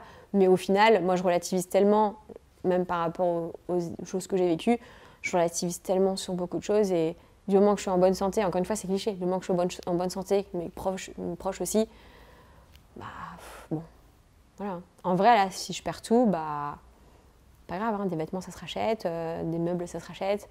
oui, c'est sûr que des photos papier, c'est compliqué, des choses comme ça, ou même des petits mots qui m'ont été faits et tout. Mais après, non. Sachant que du coup, tu as dit si je perds tout, mais que dans le tout, si on met que le matériel, tu perds Rien. loin de tout perdre en fait, tu perds rien. Non. Voilà, Exactement. c'est vrai que c'est ça, souvent les gens vont tout perdre, c'est perdre ses proches, enfin, c'est perdre les Exactement. gens que t'aimes au final. Et même, je dirais que perdre son boulot, c'est pas tout perdre, tu vois, même si des fois les gens peuvent faire des amalgames et Bien sûr. bah, tu sais, je me suis fait virer, j'ai tout perdu. Non, t'as rien perdu, t'as perdu un boulot et du coup une feuille de salaire. Et au final, peut-être que tu vas gagner quelque chose. Voilà, exactement. Plus tard, tu le diras. Ouais. Mais ouais. Et c'est vrai que les gens qui ont peut-être peur d'entreprendre des choses et de se lancer, ils ont cette peur en se disant, ben, ouais, je vais perdre ma sécurité, mais en vrai, c'est tellement bien l'insécurité, enfin, c'est tellement bien ce petit saut dans le vide là, où, ben, voilà, comme on dit, jusqu'ici tout va bien, tant que ça se passe bien, ben, c'est cool quoi. Ouais. Et tant que tu n'as pas à sauter, ben, tu ne le sauras pas. Et c'est ce que tu m'as dit tout à l'heure pour ton install à Bordeaux, pour plein de choses. Et du coup, c'est vrai que j'aime bien ce côté de dire, ben, si je perds tout, si mon appart crame, en fait, tu perds rien. Quoi. Tout va bien, tu as perdu une télé, un canapé, 1000 euros, 2000 euros, 200 euros. Ah, bien sûr. Et il y a une phrase que Chloé, donc ma meilleure amie, dit énormément. Elle dit toujours, il n'y a pas de problème, il n'y a que des solutions. Et ça, j'en suis vraiment, mais depuis qu'elle me l'avait dit, je me répète tout le temps, quoi. Ouais. Tu loupes un train, c'est pas grave, tu peux prendre celui d'après. Comme tu dis, tu perds ton boulot, entre guillemets, hein. Voilà, c'est pas grave. Tu fais autre chose. Tu vas dans une asso, tu cherches un autre boulot, tu fais une formation. Il faut toujours le contextualiser parce que. Voilà, je suis toujours d'accord. voilà. T'es mère célibataire, t'as 4 enfants, tu perds non, ton mais boulot, bien sûr. Voilà. C'est la merde. Voilà. Mais tu trouves toujours. Voilà. Mais donc, encore une fois, attention à prendre avec des grosses guillemets, mais voilà, il y a toujours une solution à tout, quoi. Voilà un petit peu mon état d'esprit par rapport à ça. Tu crois en Dieu? Non, pas tellement. Non, même pas, non. Pas. Non, je crois pas en Dieu. D'accord. Tu t'es déjà. Bah, j'ai fait. T'as eu une éducation religieuse Ouais, dans ton enfance, j'ai fait du catéchisme, j'ai fait ma première communion, ma profession de foi. Mais depuis, plus du tout, j'ai plus suivi ça. Je vais plus aux messes, aux églises, tout ça et tout, plus du tout. En vrai, ça m'intéresse pas tellement et je regrette pas du tout ce que j'ai fait plus jeune, hein, mais pas tellement, non. Tes parents, ils sont pratiquants ou non? Plus du tout maintenant. Non. D'accord. Et dans ton quotidien, tu t'imposes des choses de. Enfin, parce que du coup, je t'ai dit tout à l'heure que moi, au-delà de la motivation, ce en quoi je croyais, en tout cas, ce en quoi je communique beaucoup en ce moment, c'est la discipline, tu vois. Et en tout cas, c'est vraiment un principe que je chéris énormément. Parce qu'au final, vraiment, je suis convaincu et que je l'expérimente tous les jours que si tu fais pas preuve de discipline, tu vas pas faire les choses. Parce que, à mon sens, la motivation, il y a une notion un peu de plaisir, enfin, une notion d'envie de faire les choses que je pense on occulte quand on parle de discipline, puisque la discipline, c'est coûte que coûte, quoi qu'il arrive, quand il pleut, quand tu as le moral, quand tu n'as pas le moral, etc. Et je pense que tu as ça aussi, puisque, comme tu dis, tu te lèves tous les jours tôt. C'est marrant, j'en parlais il y a pas longtemps sur les réseaux, parce que les gens sont effarés de voir des gens se lever à 5h30. Alors qu'en vrai, ces gens-là ne savent pas le plaisir que c'est d'avoir l'impression que tu as un peu le monde à toi, tu vois, que tu as Exactement. Tu as ton chez-toi à toi si tu vis avec quelqu'un, parce que en général, les gens ils dorment à cette heure-là. Que quand tu sors, la ville est à toi, la circulation est à toi, que du coup, tu as plein d'agressions extérieures que tu n'as pas, tu vois. Et du coup, moi, ce que je cultive aujourd'hui, c'est un peu cette discipline. Et par exemple, et j'aimerais savoir si toi tu as ça, le matin c'est idiot, mais quand je me lève, j'essaye d'avoir une espèce d'efficience gestuelle. C'est-à-dire que, en gros, je me dis que tout ce que je dois faire, à savoir faire couler mon café, sortir mes œufs du frigo, les faire cuire, les mettre dans mon assiette, mettre mes muesli dans le bol et tout, j'essaye de me dire que je dois le faire dans le moins de gestes possible. Je ne sais pas si tu vois ce que je veux dire. En fait, que j'essaye. Je sais pas si c'est un peu un toc mais il y a des fois où je pourrais presque mettre un chrono et me dire putain, j'ai perdu du temps pour le faire ce matin, tu vois. Et j'essaye d'avoir ce genre de rituel, de me dire en gros en 2 pas, avec au même endroit, je peux sortir les couverts, faire couler le café, et que les jours où je le fais pas, les jours où je fais couler le café, et que je pars, que je reviens pour prendre les couverts, je me dis mais je suis vraiment un abruti, j'aurais pu les prendre avant, tu vois. Donc je pense que vous allez me dire que je suis complètement cinglé, mais est-ce que toi, tu as aussi ce genre de petits tics, de petits tocs qui rythment un peu ton début de journée et où si tu les fais pas, tu as l'impression que tu as mal fait un truc en fait, tu as fait un truc de traviole? En fait, moi je pense que c'est une question de caractère et quand tu décris ça, il y a beaucoup de gens qui se disent déjà il se lève tôt et déjà il est à fond.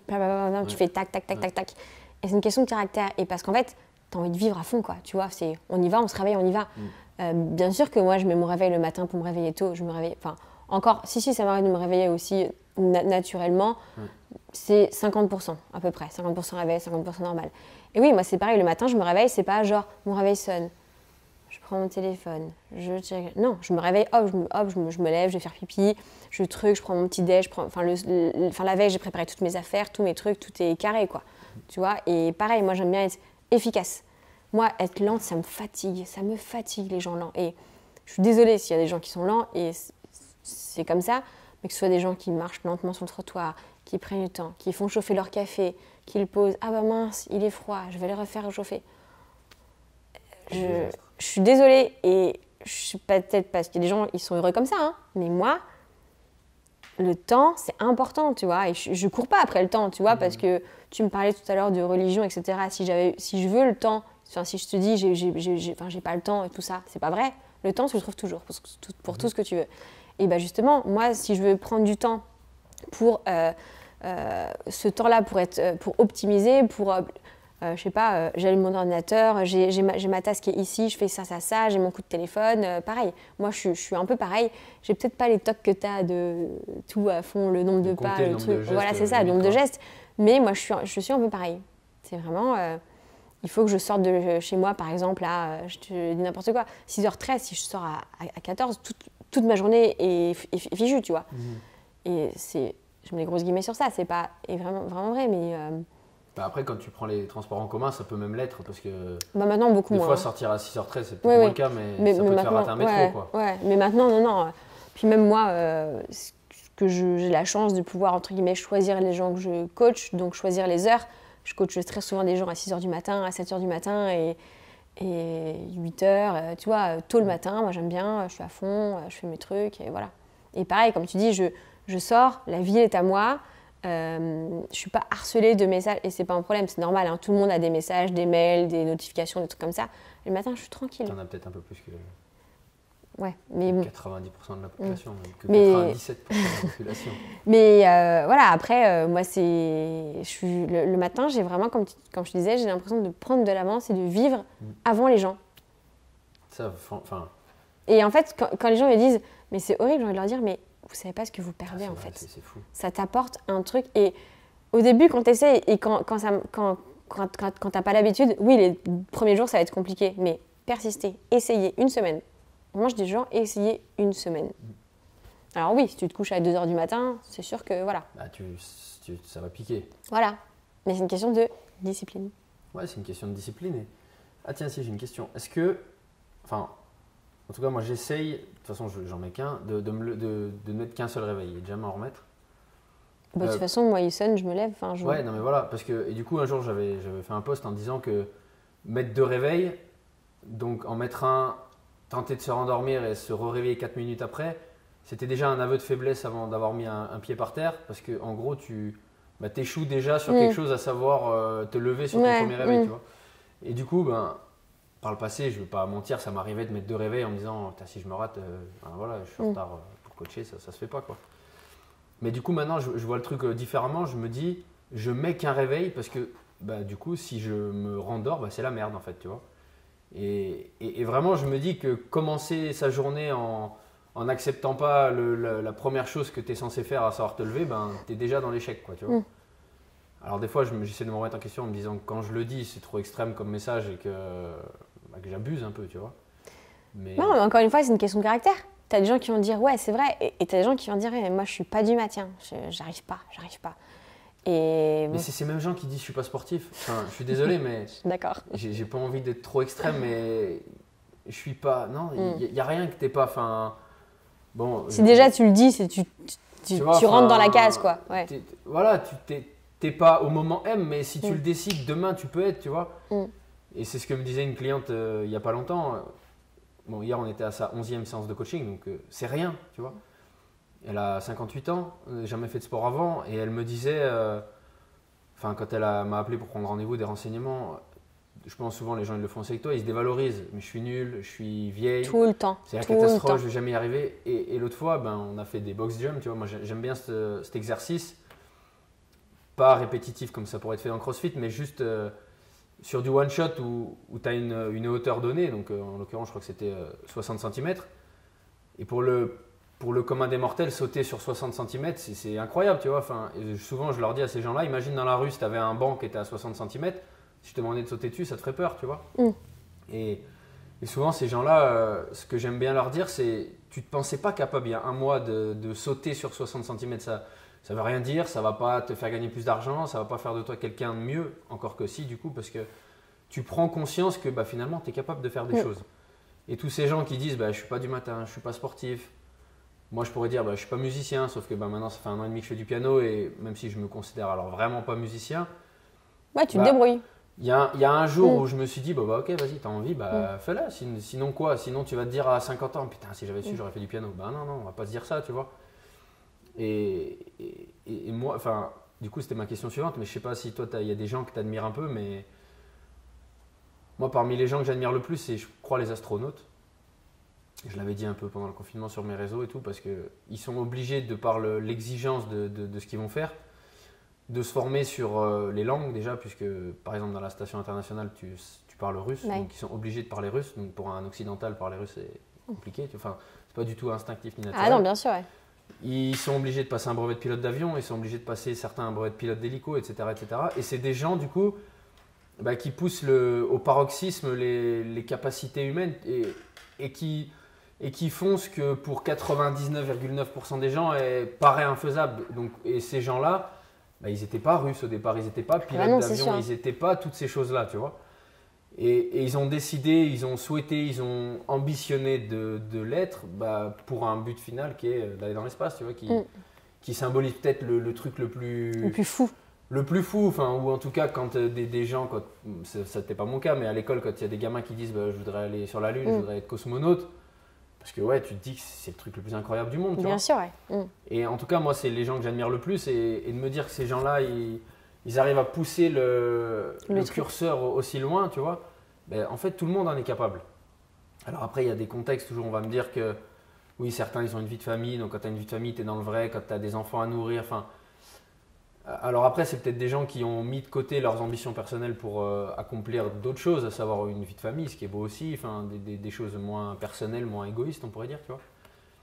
Mais du coup, voilà, ce que je voulais te demander, c'est est-ce que toi, est-ce qu'il y a des gens ou une profession ou des choses qui t'inspirent et que tu admires, en fait, tout simplement, tu vois?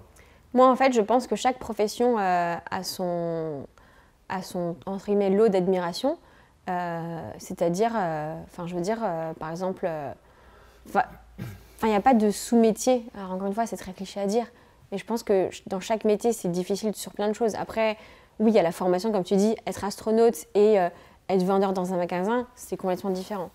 Moi, les gens qui m'inspirent le plus, vraiment, c'est le mec qui, lorsque je fais un Ironman, va me doubler et je vois qu'il a une jambe pas en bois, mais une prothèse. De synthèse, quoi. Voilà. Ouais. C'est quand je vois le mec qui nage et qui a les bras coupés là. C'est quand, voilà. Moi, c'est vraiment, ou quand je vois un mec qui fait un Ironman et qui est en surpoids, qui fait presque 100 kilos. Moi, c'est des gens comme ça. C'est des gens qui se battent malgré soit leur handicap, qui est peut-être leur force, parce que nous, on le voit comme un handicap, mais peut-être qui est du coup leur force. Qui est du coup leur force. Après. Et qui prouve qu'en fait, même si il te manque un bras, une jambe, même si tu as des kilos en trop, même si, bon, encore une fois, à prendre avec des guillemets, mais tu peux toujours faire. Quand tu veux un truc, tu le fais. Moi, je dis toujours que quand je veux un truc, je l'ai. Tout le temps. Mais il faut vraiment le vouloir au plus profond de soi. Et quand tu le veux, il faut mettre en place les choses. Ça ne suffit pas de dire je veux faire ça. Tu vois, comme on disait, les gens qui. Enfin, comme on disait tout à l'heure, ça fait longtemps que je veux faire ça, ce podcast, ce truc. Tu le fais, tu vois. Au pire, tu réussis pas. Oh, j'ai envie de déménager à Bordeaux, mais je sais pas trop. Ok, je le fais. J'ai envie de faire l'enduroman. Ok, je m'inscris. Tu vois, j'ai eu envie de faire la Saint-Élion. Ok, je me suis inscrite à la Saint-Élion. J'ai abandonné. Est-ce que c'est grave? Non, c'est un échec. Non, j'ai appris, tu vois. Et moi, je pense que les gens qui m'inspirent, ce sont les gens qui se donnent les moyens et qui osent faire des choses, alors qu'en fait, ils ne sont pas forcément, je ne sais pas si c'est le mot, mais prédestinés à faire ça. Comme tu dis, un Français, est-ce qu'il est prédestiné à apprendre le russe et à aller dans l'espace? Voilà. Sur le papier, pas trop. Voilà, et ben moi c'est vraiment les gens comme ça qui m'inspirent. Même des gens qui créent une société, un truc de ouf, qui arrivent à créer un truc incroyable alors qu'ils partent de rien. Tu vois, il n'y a pas que dans le sport. Moi, c'est vraiment... voilà. Moi, c'est le mec... Tu le dises parce que, c'est que la trame de fond de mon podcast que j'ai dit dans le teaser, c'est que la motivation, elle est partout. Bien sûr. Et comme on l'a dit au début, on l'associe toujours au sport, mais non, la motivation, c'est juste l'envie d'accomplir quelque chose. Et moi, dès que les gens ils accomplissent quelque chose d'un petit peu, pas hors norme ou surnaturel, mais qui sort du commun, mais en tout cas, ça sera les bienvenus à ta place sur le fauteuil pour en parler, parce que c'est ce qui est inspirant, voilà, c'est les gens qui font le constat que ok, j'ai envie de faire ça, ou j'ai à cœur et qu'ils le font. Et qu'ils le font contre vents et marées, qu'ils le font en se mangeant des murs dans la gueule, qu'ils le font en ayant des déceptions, qu'ils le font, comme tu l'as dit tout à l'heure, alors que ça te coûte 17 000 balles pour le faire. Enfin, parce qu'on a beau dire c'est que de l'argent, 17 000 euros, c'est pas 100 euros non plus. Bah, oui. Tu les trouves pas sous une chaussure. Et c'est ça qui est inspirant. C'est ok, je fais le truc. Et moi, comme tu l'as dit, le podcast, j'ai de la chance qu'il soit sponsorisé. D'ailleurs, j'en profite pour les remercier. C'est Fitness Boutique qui suit le projet et je les remercie vraiment parce qu'ils y ont cru avant que ça ait commencé. Et voilà, mais en tout cas, je l'aurais fait même sans sponsor parce que voilà, quand tu crois en toi et que tu crois en quelque chose, et moi je crois en ce projet de podcast parce que justement, quand je me dis je vais recevoir Marine Leleu, je sais l'impact que tu vas avoir auprès des gens qui vont regarder cette vidéo sur voilà, tu as traversé ça, comme tu l'as dit tout à l'heure, tu es au zénith et tu te fais toquer par un camion, tu aurais pu perdre la vie. Bon, Dieu merci, c'est pas arrivé, mais tu étais salement amoché physiquement et je pense intérieurement aussi, tu vois. C'est pour ça que tout à l'heure que je te demandais si tu avais des blessures qu'on ne voyait pas. Je faisais référence aux blessures de la vie, quoi, parce que la vie te met dans la gueule et tu te construis et tu fais des choses en passant par ça, quoi. Et comme tu dis, c'est ça qui fait la vraie richesse. Tout à l'heure, on parlait du matériel et du fait que quand on perd du matériel, au final, on perd rien. Et parce que voilà, la vraie richesse humaine, je pense à mon sens, c'est l'expérience. Et l'expérience, on ne l'a que si on fait des choses. L'expérience, par définition, elle découle que d'actions qu'on a entreprises. Et si on n'entreprend jamais d'action, on n'a pas d'expérience. Et les gens que je plains, moi, c'est les gens qui n'osent jamais et du coup qui ne se font aucune expérience. C'est malheureux, ouais. Voilà. Et alors que les gens qui font et qui échouent, ils auront eu au moins le mérite par rapport à tous les gens qui vont les critiquer d'avoir fait, d'avoir essayé, d'avoir tenté, d'avoir, comme on dit vulgairement, porté leurs couilles. Et c'est ces gens-là, effectivement, qui ont du mérite. Donc moi, tout à l'heure, c'est vrai que je t'ai dit que ceux que j'admirais, c'était les astronautes, pas pour faire le mec qui admire le truc le plus extrême. Non, bien sûr que non. Mais juste parce qu'ils passent par des compétences incroyables. Mais tu vois, c'est pas le premier truc auquel j'aurais pensé, moi. Alors qu'en fait, quand tu le dis, je fais bien sûr. Moi, tu vois, j'aurais pas pensé directement aux astronautes. Alors après, il y a peut-être encore... Et oui, après, dans une vie de tous les jours, d'un point de vue plus des pragmatique, gens qu'on connaît pas aussi, c'est possible. Et hein. moi, j'ai aussi une grosse admiration pour le personnel médical, le personnel soignant, les infirmières, tu vois, tous ces gens les pompiers, enfin, tous ces gens qui... Vocation. Voilà, c'est une vocation et où tu te sens, et à la fois, même si je ne mets pas mon job et du coup ton job sur le même plan que ces gens-là, mais tous ces gens qui se lèvent le matin et se couchent le soir en se disant, voilà, sur mon laps de temps de journée de travail, j'ai aidé des gens à se sentir mieux, à aller bien, à faire un pas de plus dans le couloir de l'hôpital, à peut-être le lendemain ils vont pisser tout seuls alors qu'hier ils étaient dans un... Tu vois, enfin, c'est vraiment les gens qui ont cette empathie et cette envie d'aider les autres qui moi, me fascinent. Ah non, c'est sûr. Hein. Et du coup, effectivement, il n'y a pas besoin de chercher sur les gens qui vont sur la Lune, quoi. Écoute, je sais pas si tu as d'autres choses à rajouter avant que je conclue.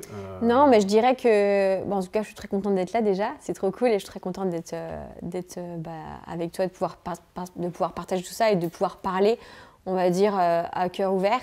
C'est important aussi parce que j'ai pas forcément l'occasion tout le temps. Et je pense que le message qu'il faut retenir, qui fait sens aussi avec le thème du podcast, c'est que le mental et la motivation, c'est important et tout le monde l'a, même au plus profond de soi-même. Et que pour conclure un peu tout ça, c'est qu'il faut se donner les moyens et qu'il n'y a pas de petite ou grande victoire, il n'y a pas de de grandes ou petites réussites, comme on dit. Et il faut oser les choses. Il faut que les gens arrêtent de ne pas oser les choses et de ne pas avoir confiance en eux, chose que je fais aussi. Voilà. Et qu'en fait, on apprendra par toutes les expériences et qu'on apprend toujours de tout le monde. Les vieux, les moins vieux, les très jeunes, les enfants. Tout le monde va tout le temps nous apprendre des choses. Et il faut surtout être ouvert d'esprit, c'est le plus important aussi. De ne pas rester enfermé dans sa case, dans son truc, dans tout ça. Et que, encore une fois, il n'y a pas que le sport dans la vie, même si ça a une grosse partie pour moi, peut-être aussi pour toi. Et qu'il y a plein de choses aussi à côté, que ce soit des gens, des expériences, le travail, l'art aussi, c'est important. Donc voilà, rester ouvert d'esprit et toujours continuer à apprendre tout le temps. Voilà. Ok, la finalité étant d'être heureux. Voilà, exactement. Ouais.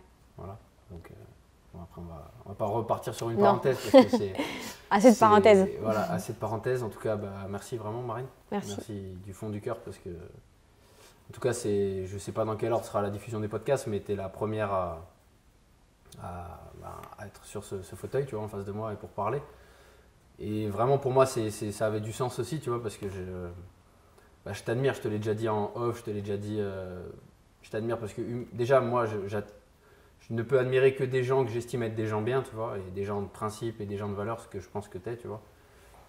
Et après je suis aussi fan un petit peu, si on peut appeler ça fan, tu vois, de ce que tu fais dans ta vie en fait, dans ta vie et moi connaissant un petit peu plus, je pense, le backstage que les gens qui te suivent au sens large. Du coup, je le suis encore plus parce que je sais les choses que tu traverses à des moments et de voir que voilà, ça, du coup, ça n'écorne pas ta motivation, ta joie de vivre et ton envie d'aider les gens à travers tes réseaux, tu vois. Enfin, à chaque fois que je te vois ou à chaque fois qu'on se parle, ça me renforce dans l'idée que t'es vraiment une meuf géniale, tu vois. Et voilà, donc je voulais encore te remercier d'avoir partagé ce moment avec moi, d'avoir accepté l'invitation. J'espère vraiment que les gens, ça va les transcender un petit peu, tu vois, et leur donner cette envie de faire des choses, d'aller de l'avant, et voilà, parce que encore une fois, c'est le leitmotiv du podcast. Voilà, donc en tout cas, j'espère vraiment que cet épisode avec Marine Leleu vous aura plu.